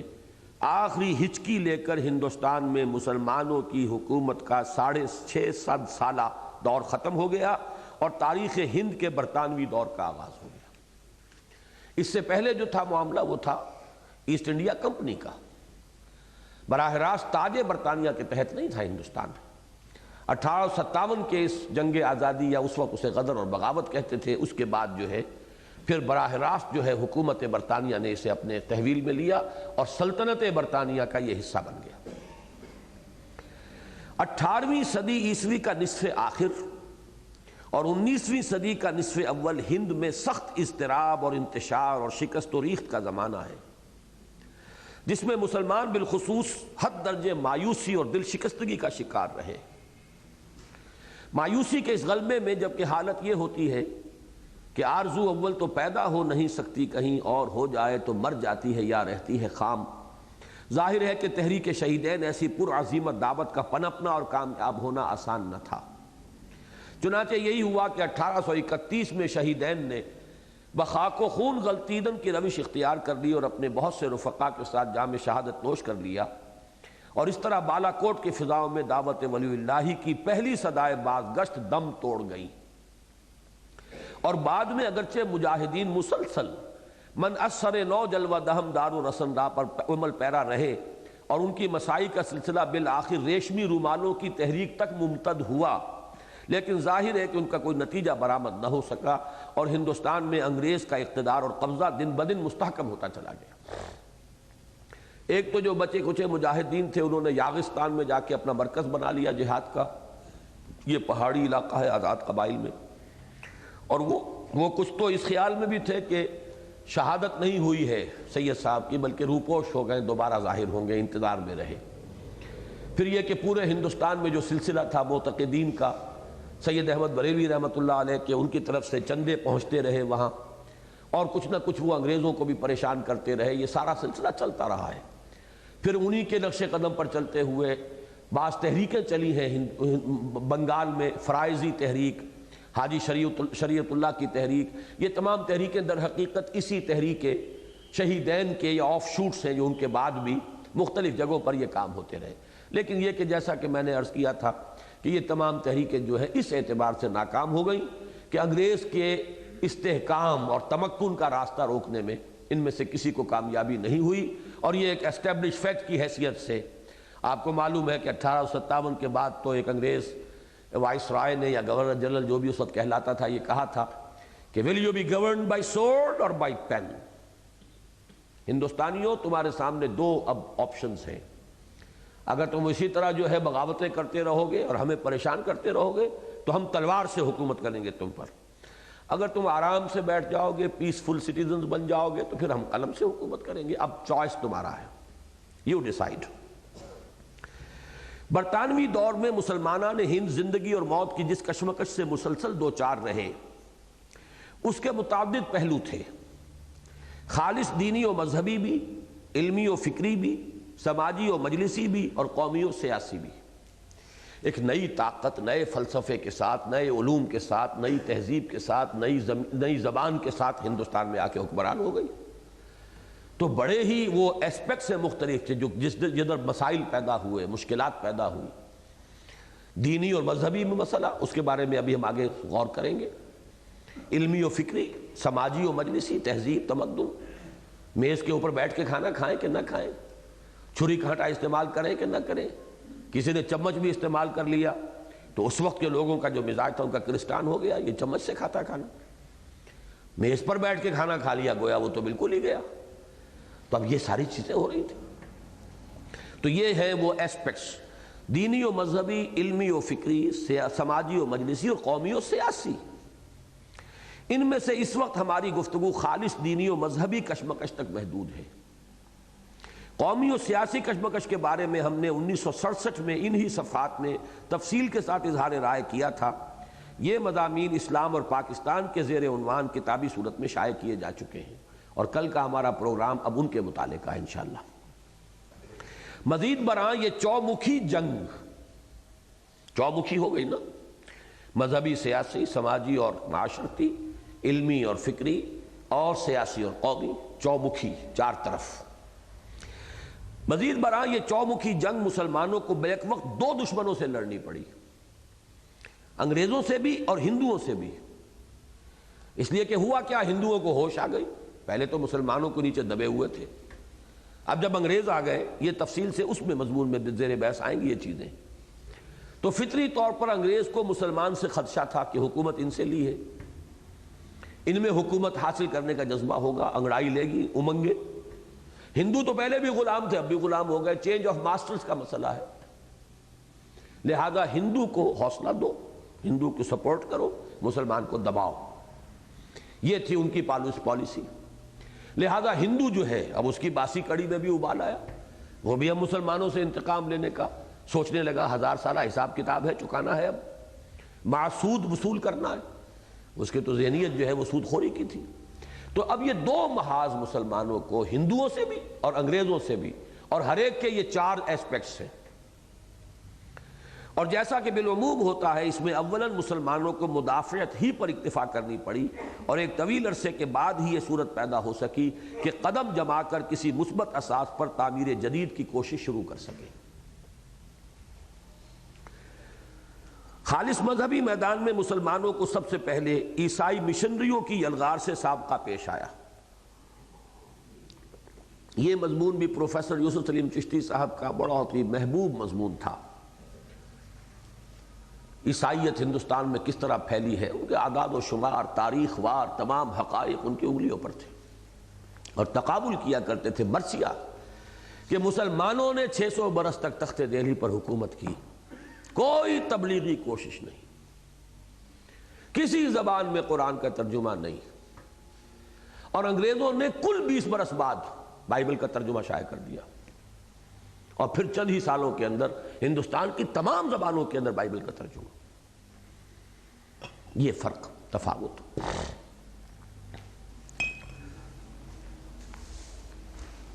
خالص مذہبی میدان میں مسلمانوں کو سب سے پہلے عیسائی مشنریوں کی یلغار سے سابقہ پیش آیا۔ 1826 میں ہیبر، لارڈ بشپ آف کیلکٹا، جو کہ حکومت تو پہلے وہیں قائم ہوئی تھی نا، تو وہیں ان کا مشن اور وہیں ان کا مرکز، لارڈ بشپ آف کیلکٹا نے براہ راست براستہ دہلی بمبئی تک پورے ہندوستان کا دورہ کرنے کے بعد اعلان کیا کہ ہم نے اچھی طرح دیکھ لیا ہے کہ مسلمانوں نے ہند میں نہ کوئی مذہبی جذبہ باقی رہا ہے، نہ سیاسی قوت، لہذا عیسائیوں کو کھل کر اپنے مذہب کی تبلیغ کرنی چاہیے۔ چنانچہ عیسائی پادری چاروں طرف سے ٹوٹ پڑے، اور نوبت بئیں جا رسید کے جامع مسجد دہلی کی سیڑھیوں پر بھی عیسائیت کی تبلیغ ہونے لگی۔ تب وہی سنت الہی پھر ظاہر ہوئی،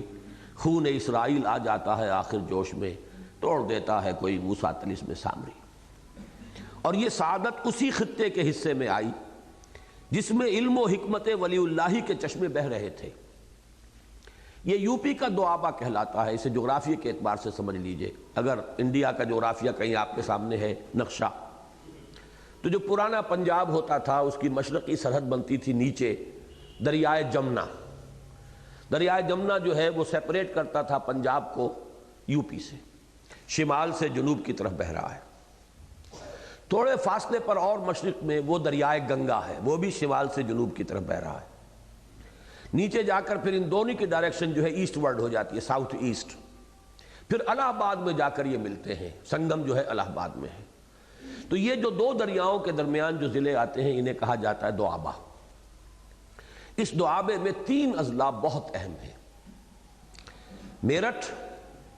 جو بالکل دہلی کے آس پاس ہے، اس کے ذرا اوپر مظفر نگر، اس کے ذرا اوپر سہارنپور، یہ 3 ضلع. اور پنجاب کے 3 ضلع جو تو اس کے جو اب ہریانہ میں ہیں، اس وقت وہ امبالہ ڈویژن کہلاتا تھا. سہارنپور کے بالمقابل اکراس دی ریور جمنا یہ امبالہ تھا. مظفر نگر کے بالمقابل اکراس جمنا یہ کرنال تھا. اور میرٹھ کے بالمقابل اکراس جمنا یہ روہتک تھا. اور ذرا نیچے جنوب میں گڑگاواں، جہاں پہ کہ یہ جو قوم ہے میو قوم، یہ اس کا مرکز تھا. تو یہ علاقہ اصل میں شاہ ولی اللہ بھی اسی دوآبے کے رہنے والے ہیں، بلکہ یہ کہ یہ کبھی ان کے آباء و اجداد روہتک میں بھی رہے ہیں، پھر منتقل ہو کر چلے گئے تھے. یہ پھلت ایک قصبہ ہے ضلع مظفر نگر کا. اور یہ شاید آپ حضرات کے علم میں ہوگا کہ میرا بھی تعلق جو ہے جدید و در حقیقت اسی علاقے سے. ضلع مظفر نگر، اس کا ایک قصبہ حسین پور، جس میں اس مرتبہ تو میں دیکھ کر آیا ہوں اس گاؤں کو پہلی مرتبہ زندگی میں، وہ میری ددھیال کا. اور ایک قصبہ پھلت کے بہت قریب ہے بنت، وہ میری ننیال کا قصبہ ہے. وہاں سے ہم لوگ غدر میں ہی منتقل ہوئے ہیں، مختلف علاقوں میں گئے ہیں. اور میرے دادا کی جائیداد ضبط ہو گئی تھی تو انہوں نے پھر نقل مکانی کی اور جمنا کراس کیا اور آ گئے. تو روہتک سے آگے ہے ضلع حصار. ضلع حصار میں پھر انہوں نے سرکاری ملازمت اختیار کی تھی. تو یہ ذرا نقشہ ذہن میں رکھیے. تو وہی جو دوآبے کا علاقہ ہے، اسی سے یہ در حقیقت یہ پوری دیوبند کی تحریک وہیں سے ہے. سہارنپور کا مدرسہ، دیوبند کا دارالعلوم، گنگوہ وہیں ہے، کاندھلا وہیں ہے. یہ مولانا کاندھلوی،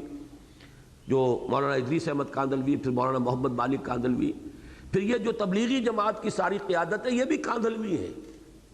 مولانا الیاس صاحب کاندھلے کے تھے. اور اسی طریقے سے یہ سارا خاندان یہ اسی علاقے کے اندر اللہ تعالیٰ نے بس ہر خطے کے ساتھ کوئی اس کا ہوتا ہے، نظر عنایت ہوتی ہے. یو پی کے مشرقی علاقے میں عقلیات کا دور تھا، عقلیات کا دورہ غلبہ، فلسفہ، منطق. یہ بہار اور یو پی کے مشرقی علاقے، اور یہ یو پی کا مغربی علاقہ دوآبہ، یہ تھا علم دین، حدیث، فقہ، اور اس میں تقویٰ کا رنگ نمایاں تھا. تو یہ اللہ تعالیٰ نے یہ، اور یہی مسلم تہذیب کا اصل میں تو گڑھ جو ہے ہندوستان میں یہی تھا. یہ سعادت اسی خطے کے حصے میں آئی جس میں علم و حکمت ولی اللہ کے چشمے بہہ رہے تھے کہ ضلع مظفر نگر کے قصبہ کیرانہ سے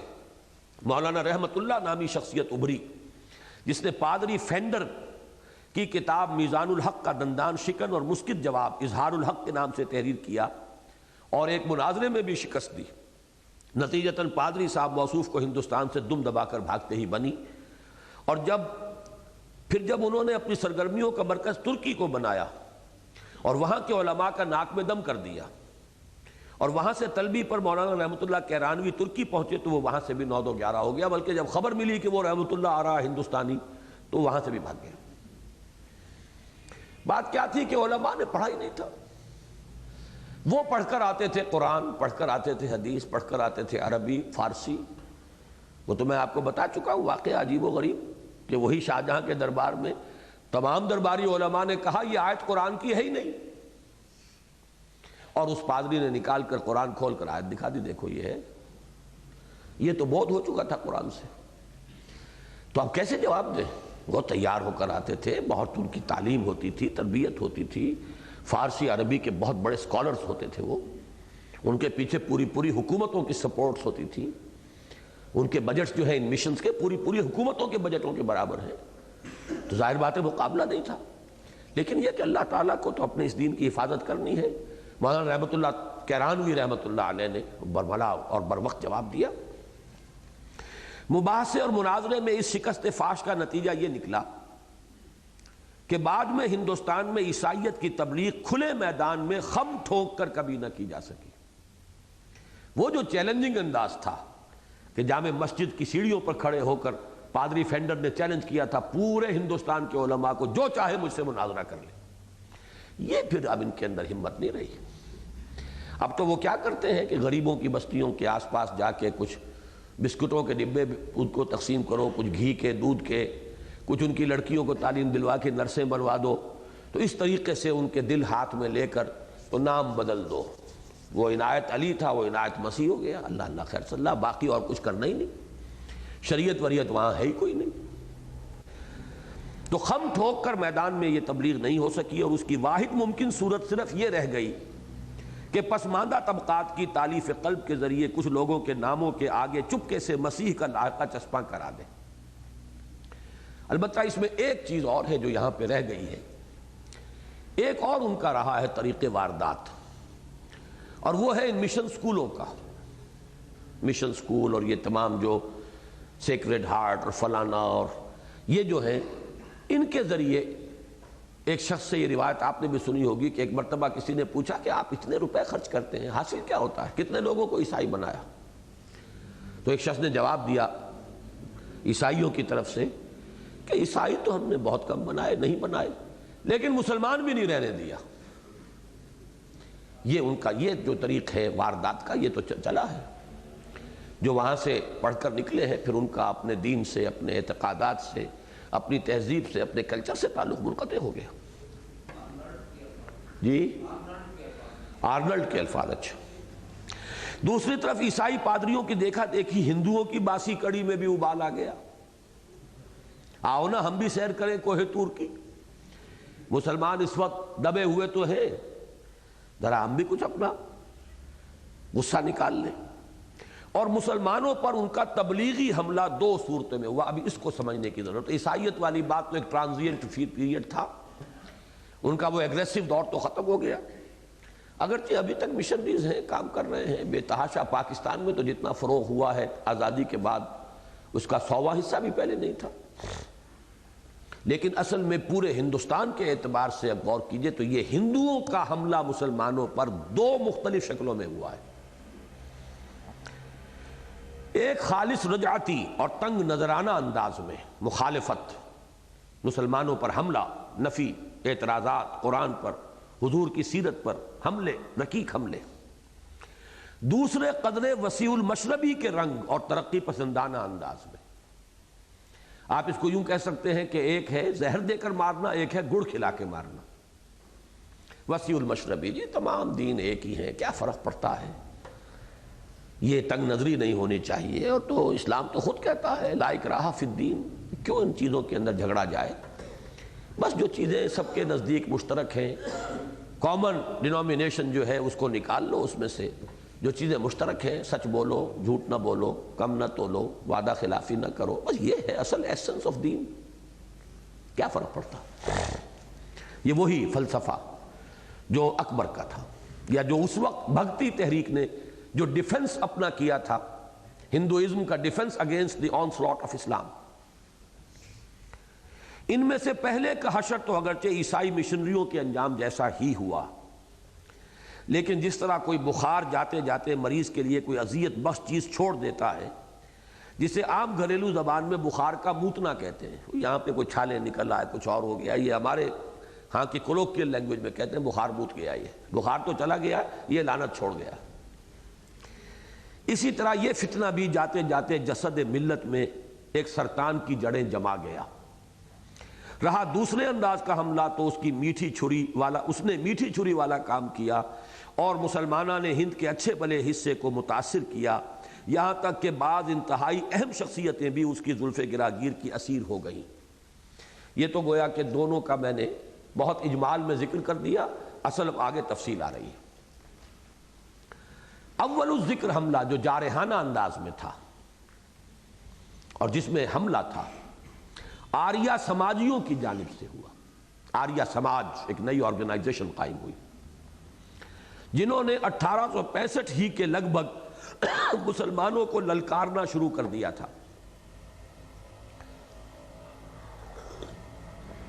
اور 1875 میں سوامی دیانند سرسوتی کی تصنیف ستیارتھ پرکاش کی اشاعت سے تو گویا یہ فتنہ عروج کو پہنچ گیا۔ اس کے جواب کے لیے علماء حق بھی میدان میں آئے، لیکن بدقسمتی سے اس میدان میں نمایاں حیثیت آن جہانی غلام احمد قادیانی کو حاصل ہو گئی، جس نے 1883 میں اپنی تالیف سرمہ چشم آریہ ہی کے ذریعے وہ ہر دل عزیزی حاصل کی تھی، جو اس کے ظرف سے بہت زیادہ ہونے کے باعث چھلک پڑی، نتیجتاً وہ خود بھی گمراہ ہوا اور دوسرے سینکڑوں اور ہزاروں کو بھی گمراہ کر گیا۔ یہ ہے اس بخار کا موتنا۔ چونکہ باقی علماء میں یہ استعداد اتنی نہیں تھی یا ان کا شغف نہیں تھا، ذوق نہیں تھا، اس شخص نے خاص اس میدان کے اندر جو ایکسپرٹیز ہے، جو درکار ہے، مہارت وہ حاصل کی اور آریوں کے ساتھ مناظرے کیے، انہیں شکستیں دی اور کتاب لکھی سرمہ چشم آریہ۔ نتیجہ یہ ہوا مسلمانوں میں پاپولر ہو گیا۔ ظاہر بات ہے حملے کا جواب دے رہا ہے، مسلمانوں کی طرف سے مدافعت کر رہا ہے۔ چنانچہ مولانا ثناء اللہ امرتسری کے بارے میں آتا ہے، اہل حدیث، وہ یہ کہتے ہیں کہ ایک زمانے میں اس کا وضو کرانا اپنے لیے باعث سعادت سمجھتا تھا، اب بڑے بڑے علماء نے اس کی تعریفیں کی۔ علامہ اقبال نے کہا اگر کسی کو صحیح اسلام دیکھنا ہو تو قادیان میں جا کے دیکھے۔ تو یہ چیز جو تھی ظرف سے زیادہ تھی، کم ظرف پڑ گیا اتنا، تو اب دعوے شروع ہوئے۔ وہ پہلے وہ مسیح موعود کا دعویٰ ہوا، پھر مجدد کا دعویٰ ہوا، ہوتے ہوتے وہ نبوت کا دعویٰ، اور اس طرح جو ہے جسد ملی میں ایک بہت بڑا ناسور جو ابھی تک بہہ رہا ہے، وہ زخم ہے جو لگا ہے، وہ ناسور کی شکل اختیار کر چکا ہے۔ یہ گویا کہ بائی پروڈکٹ ہے آریہ سماجی حملے کا۔ آریہ سماجی حملے کا وہ تو حشر تو وہی ہوا کہ جو ان کا ہوا تھا عیسائی مشنریز کا، لیکن یہ کہ یہ شخصیت پاپولر ہو گئی، اسے موقع مل گیا، اور پھر اس نے جو بھی فساد مچایا وہ ابھی تک جاری ہے۔ برہمو سماج کی صورت میں سامنے آیا۔ یہ آریہ سماج تھا، یہ برہمو سماج، جس کی تاسیس 1816 میں راجہ رام موہن رائے نے کی تھی۔ اس کی پیدائش ہے 1770، وفات ہے 1833، یعنی آپ تاریخوں کو جوڑتے جائیے۔ 1770 یعنی شاہ ولی اللہ کے انتقال کے 7 برس بعد پیدا ہو رہا ہے، اور فوت ہوا ہے 1833 میں، یعنی واقعہ فاجعہ اور حادثہ جو ہے بالا کوٹ کا اس کے 2 برس بعد۔ یہ کنٹمپریری ہسٹری کا ایک نقشہ۔ عجیب بات یہ ہے کہ یہ انتہائی ذہین و فطین اور عالم و فاضل شخص بھی پہلے اسلام اور مسلمانوں کی جانب سے مدافعت کرتے ہوئے ہی سامنے آیا۔ چنانچہ اس نے مسلمانوں کو عیسائی مشنریوں کے حملے سے بچانے کے لیے تحفۃ الموحدین تصنیف کی، فارسی زبان میں موحدین کا تحفہ، اور اس طرح مسلمانوں میں ہر دل عزیزی حاصل کر لی، تثلیث کی نفی، عیسائیت کی تردید، توحید کا اس بات۔ تو ظاہر بات ہے مسلمانوں کے اندر ہر دل عزیز ہو گیا۔ بعد میں یہ شخص اپنشدوں کا پرچارک، ہندوستان کی عظمت و سطوت پارینہ کا نقیب، اور ہندی نیشنلزم کا علم بردار بن کر سامنے آیا۔ انڈین نیشنلزم در حقیقت ذہن اس شخص کے ذہن کی پیداوار ہے، اور گاندھی سب سے زیادہ متاثر جو ہوا ہے وہ اس شخص سے ہوا ہے، اس کی تحریروں سے، اس کے افکار سے۔ اور مسلمانوں نے ہند کے دلوں میں نرم گوشہ پیدا کرنے کے لیے اس نے اکبر اعظم علیہ ما علیہ کے نقش قدم پر چلتے ہوئے دین الہی کے چربے کے طور پر وحدت ادیان کا فلسفہ ایجاد کیا۔ وہ وحدت الوجود تھا، یہ وحدت ادیان ہے، جس کے ناوک نے اچھے اچھوں کو زخمی کیا اور بڑے بڑوں کے دلوں کو چھید ڈالا۔ واقعہ یہ ہے کہ انڈین نیشنل کانگریس کی پوری تحریک اسی ایک شخص کے ذل اور بروز کی حیثیت رکھتی ہے۔ ذل سائے کو کہتے ہیں، بروز ظہور کو کہتے ہیں، برازہ، ظاہر ہو جانا۔ ایک ہی شخص کا سایہ اور اس کا ظہور ہے، مظہر ہے، ایکسٹینشن ہے، یہ پوری انڈین نیشنل کانگریس کی تحریک۔ اور گاندھی جی کی شخصیت پر سب سے گہری چھاپ اسی کی نظر آتی ہے۔ یہ عجیب مماثلت ہے کہ جس طرح راجہ جی نے اسلام اور مسلمانوں کی مدافعت میں تحفۃ الموحدین تالیف کی، اسی طرح گاندھی جی نے مسلمانوں کی تالیف قلب کے لیے تحریک خلافت میں حصہ لیا، اس میں شمولیت اختیار کی۔ کہاں گاندھی، کہاں خلافت، کیا تعلق؟ اور وحدت ادیان کے فلسفے کو اتنا اچھالا کہ مولانا ابوالکلام آزاد مرحوم جیسی عظیم اور نابغہ شخصیت بھی اس کی زلف گراگیر کی اسیر ہو گئی۔ ناوک نے تیرے سید نہ چھوڑا زمانے میں۔ یہ ذرا کنٹروورشیل معاملہ ہے، مولانا ابوالکلام آزاد کے بعض معتقدین اس کی شدت سے نفی کرتے ہیں، لیکن بعض لوگ بڑی شدت کے ساتھ، اور ان میں بہت مخلص لوگ بھی ہیں، وہ کہتے ہیں کہ یقیناً وہ برہمو سماج سے متاثر تھے، وحدت ادیان کے قائل ہو گئے تھے۔ مولانا اصلاحی صاحب تو ایک مرتبہ بہت ہی ناراض ہوئے تھے مجھ پر، جب میں نے کچھ مولانا ابوالکلام آزاد کی کچھ تعریف میثاق میں کی تھی، جس زمانے میں وہ سرپرست تھے، تو انہوں نے یہ الفاظ کہے تھے بہت سخت کہ کون نہیں جانتا کہ اس شخص کی موت برہمو سماج پر ہوئی ہے، یعنی کہ گویا کہ ان کے نزدیک مولانا ابوالکلام آزاد حالت موت، اتنا غصہ تھا ان کے اس جو برہمو سماج پر موت ہوئی اس کی۔ لیکن بہت سے لوگ اس کی نفی کرتے ہیں۔ ایک تو یہ کہ قرین قیاس معلوم ہوتا ہے کہ جب مولانا ابوالکلام آزاد وہ جو ہم پڑھ چکے ہیں کہ بدل ہوئے ہیں 1920 میں علماء کے طرز عمل سے، اس کے بعد پھر انہوں نے کانگریس میں شمولیت اختیار کی باضابطہ، تو ظاہر بات ہے کہ گاندھی کی شخصیت بہت پرزور شخصیت تھی، زوردار شخصیت تھی، اس سے اثر پڑتا تھا لوگوں پر، ان کی فکر پر، سوچ پر، تو کوئی عجب نہیں ہے کہ کچھ تاثر جو ہے مولانا ابوالکلام آزاد نے لیا ہو۔ ایک بات جس کا کہ جواب کوئی بھی جو مدافعت کرنے والا ہے وہ نہیں دے پاتا، وہ یہ ہے کہ مولانا آزاد کی جو تفسیر سورہ فاتحہ ہے، اس میں جو مرکزی آیت ہے سورہ فاتحہ کی ایاک نعبد و ایاک نستعین، جس میں عبادت کا فلسفہ آتا ہے، اس پر مولانا ابوالکلام آزاد نے کچھ نہیں لکھا۔ وہاں تو پھر یہ کہ پہلے ربوبیت پہ بہت کچھ لکھا، رحمت پر بہت کچھ لکھا، ہدایت پر بہت کچھ لکھا، لیکن یہ کہ اس آیت کو ایسا گول کر گئے ہیں کہ عنوان ہی کو علیحدہ قائم نہیں کیا، بس چھوٹا سا پیرا ہے سابقہ پیرے کے ساتھ۔ کیا وجہ ہے؟ کیا یہ قرآن مجید کی مرکزی سورہ فاتحہ کی مرکزی آیت نہیں ہے؟ یہ میں جس سے بھی بات کرتا ہوں، جو بھی مولانا ابوالکلام آزاد کی طرف سے مدافعت کرتا ہے، وہ چپ ہو جاتا ہے، جواب نہیں اس کے پاس۔ یہی معاملہ ہوا مولانا اخلاق حسین قاسمی کے ساتھ، وہ بھی مدافعین میں سے ہیں، مدافعت کرنے والے ابوالکلام کی طرف سے کہ یہ غلط الزام ہے، لیکن اس سوال کے جواب میں چپ ہو گئے، خاموش۔ یہی ہمارے ہاں یہاں نوجوان علماء جو ہیں، ان میں مولانا قاری سعید الرحمان صاحب ہیں علوی، وہ بھی اس سوال کا جواب نہیں دے پاتے، خاموش۔ تو معلوم یہ ہوتا ہے، اسی لیے دیکھیے میں نے بارہا جو اپنی تقریروں میں کہتا ہوں کہ میں جب ابوالکلام کا نام لیتا ہوں، وہ ابوالکلام صرف 1912 سے 1920 والا ہے۔ بعد کے ان کے سیاسی نظریات، بعد کے ان کے مذہبی، اگر یہ تصور صحیح ہے، میں نے تو اب ظاہر بات ہے میں ریسرچ ورکر نہیں ہوں، وہ تو اللہ نے ایک وہ 1920 والے واقعے کی ریسرچ مجھ سے زبردستی کرا دی کہ مولانا یہ اپنے پروفیسر چشتی صاحب کا ایک جملہ میں لکھ کر اور مجرم بن گیا، پکڑا گیا، لہٰذا مجھے پھر چھان بین کرنی پڑی، ورنہ میں تو کوئی ریسرچ ورکر تو نہیں ہوں۔ بہرحال یہ اپنی جگہ پر جو کنٹروورسی ہے وہ میں نے آپ کو بتا دی۔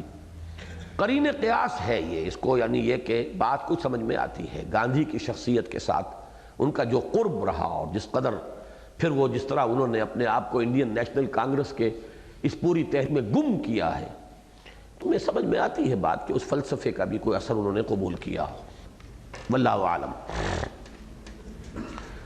مسلمانان ہند کی مثبت احیائی مساعی کا آغاز دراصل 20ویں صدی عیسوی کی ابتدا سے ہوا۔ یہ ہم ایک تو تاریخ پڑھ چکے ہیں، لیکن یہاں پر اصل جو اس وقت زور ہمیں دینا ہے وہ صرف مثبت احیائی کوششوں کا وہ حصہ جو رجوع الی القرآن سے متعلق ہے، کیونکہ یہ کتاب ہے دعوت رجوع الی القرآن کا منظر و پس منظر۔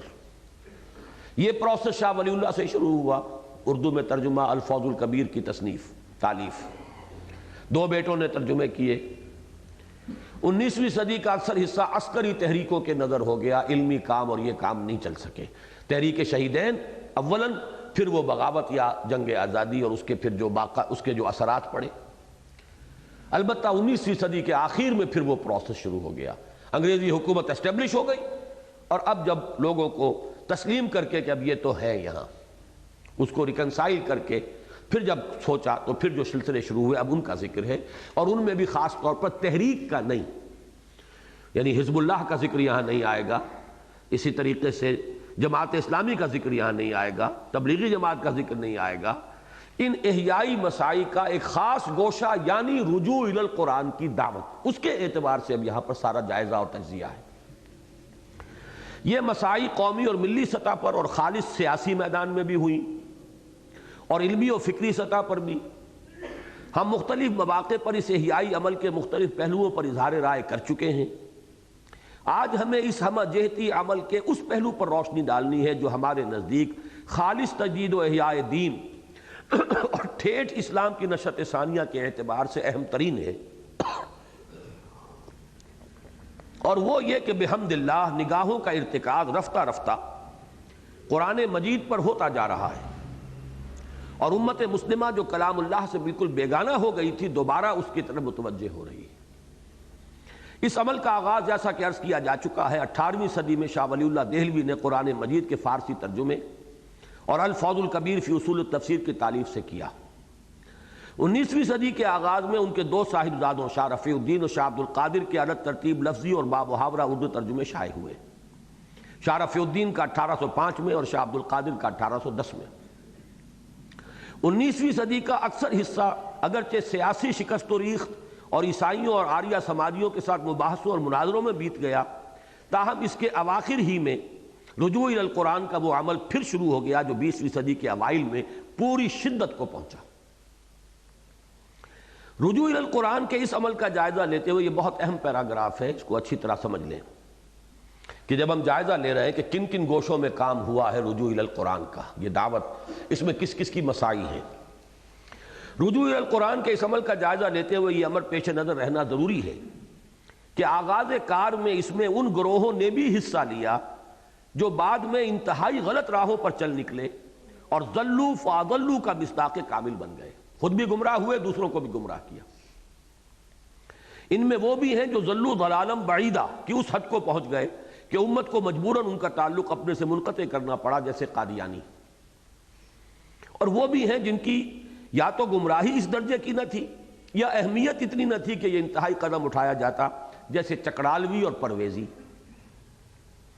تاہم چونکہ انہوں نے بھی قرآن مجید کی جانب ارتکاز توجہ کے عمل میں صحیح یا غلط طور پر کچھ حصہ لیا ہے،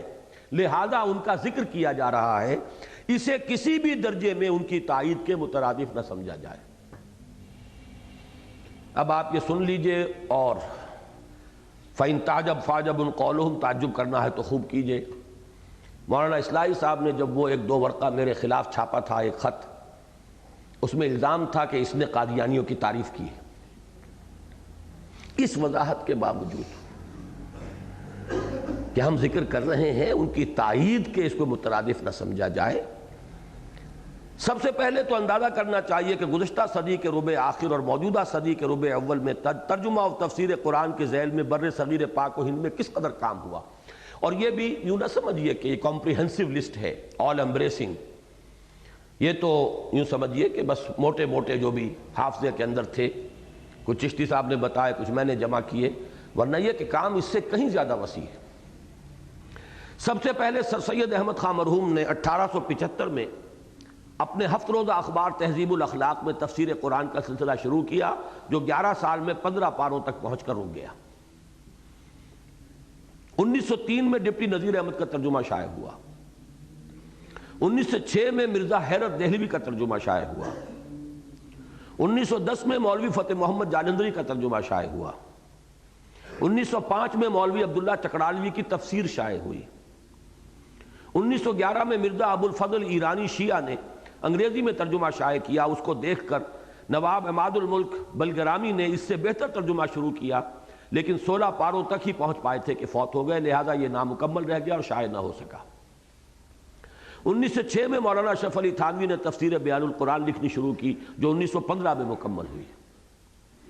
1920 کے لگ بھگ حضرت شیخ الہند مولانا محمود حسن دیوبندی کا ترجمہ مع مختصر حواشی شائع ہوا۔ حواشی سورہ نساء تک حضرت شیخ الہند کے اپنے ہیں اور باقی مولانا شبیر احمد عثمانی کے۔ 1917 میں محمد علی لاہوری کا انگریزی ترجمہ قرآن مع مختصر حواشی شائع ہوا،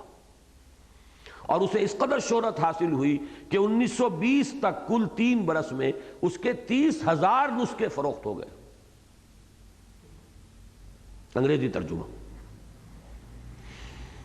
1922 میں محمد علی لاہوری ہی کی تفسیر اردو تفسیر شائع ہوئی، اس کا نام بھی بیان القرآن ہے۔ یہ چونکہ ربع صدی تک کی بات صرف کی ہے، بعد میں تو اور سیلاب آیا ہے، تفہیم القرآن، تدبر قرآن، معارف القرآن، اور پھر مولانا دریابادی کی تفسیر، اور نہ معلوم کتنی تفسیریں جو ہے وہ چھپی ہیں. لیکن یہ ربع اول یعنی پچھلی صدی کے ربع آخر سے کام شروع ہوا. 1875 سے سر سید احمد نے کام شروع کیا اور یہ 1925 تک تقریباً 50 برس کا یہ جو اندازہ کر لیجئے آپ کے تراجم کا جو سیلاب آیا ہے. ظاہر ہے کہ یہ فہرست کسی طرح بھی مکمل نہیں کہلا سکتی، تاہم اس سے بخوبی اندازہ ہو جاتا ہے کہ قرآن مجید کے ساتھ اعتناء و التفات کا ایک سلسلہ گزشتہ صدی کے اواخر سے شروع ہو گیا تھا اور اس صدی کے ربع اول کے ختم ہونے تک خاصی دلچسپی مسلمانان ہند کو قرآن حکیم اور اس کے علوم و معارف کے ساتھ پیدا ہو چکی تھی. سبحانک اللہم و بحمدک نشہد ان لا الہ الا انت نستغفرک و نتوب الیک.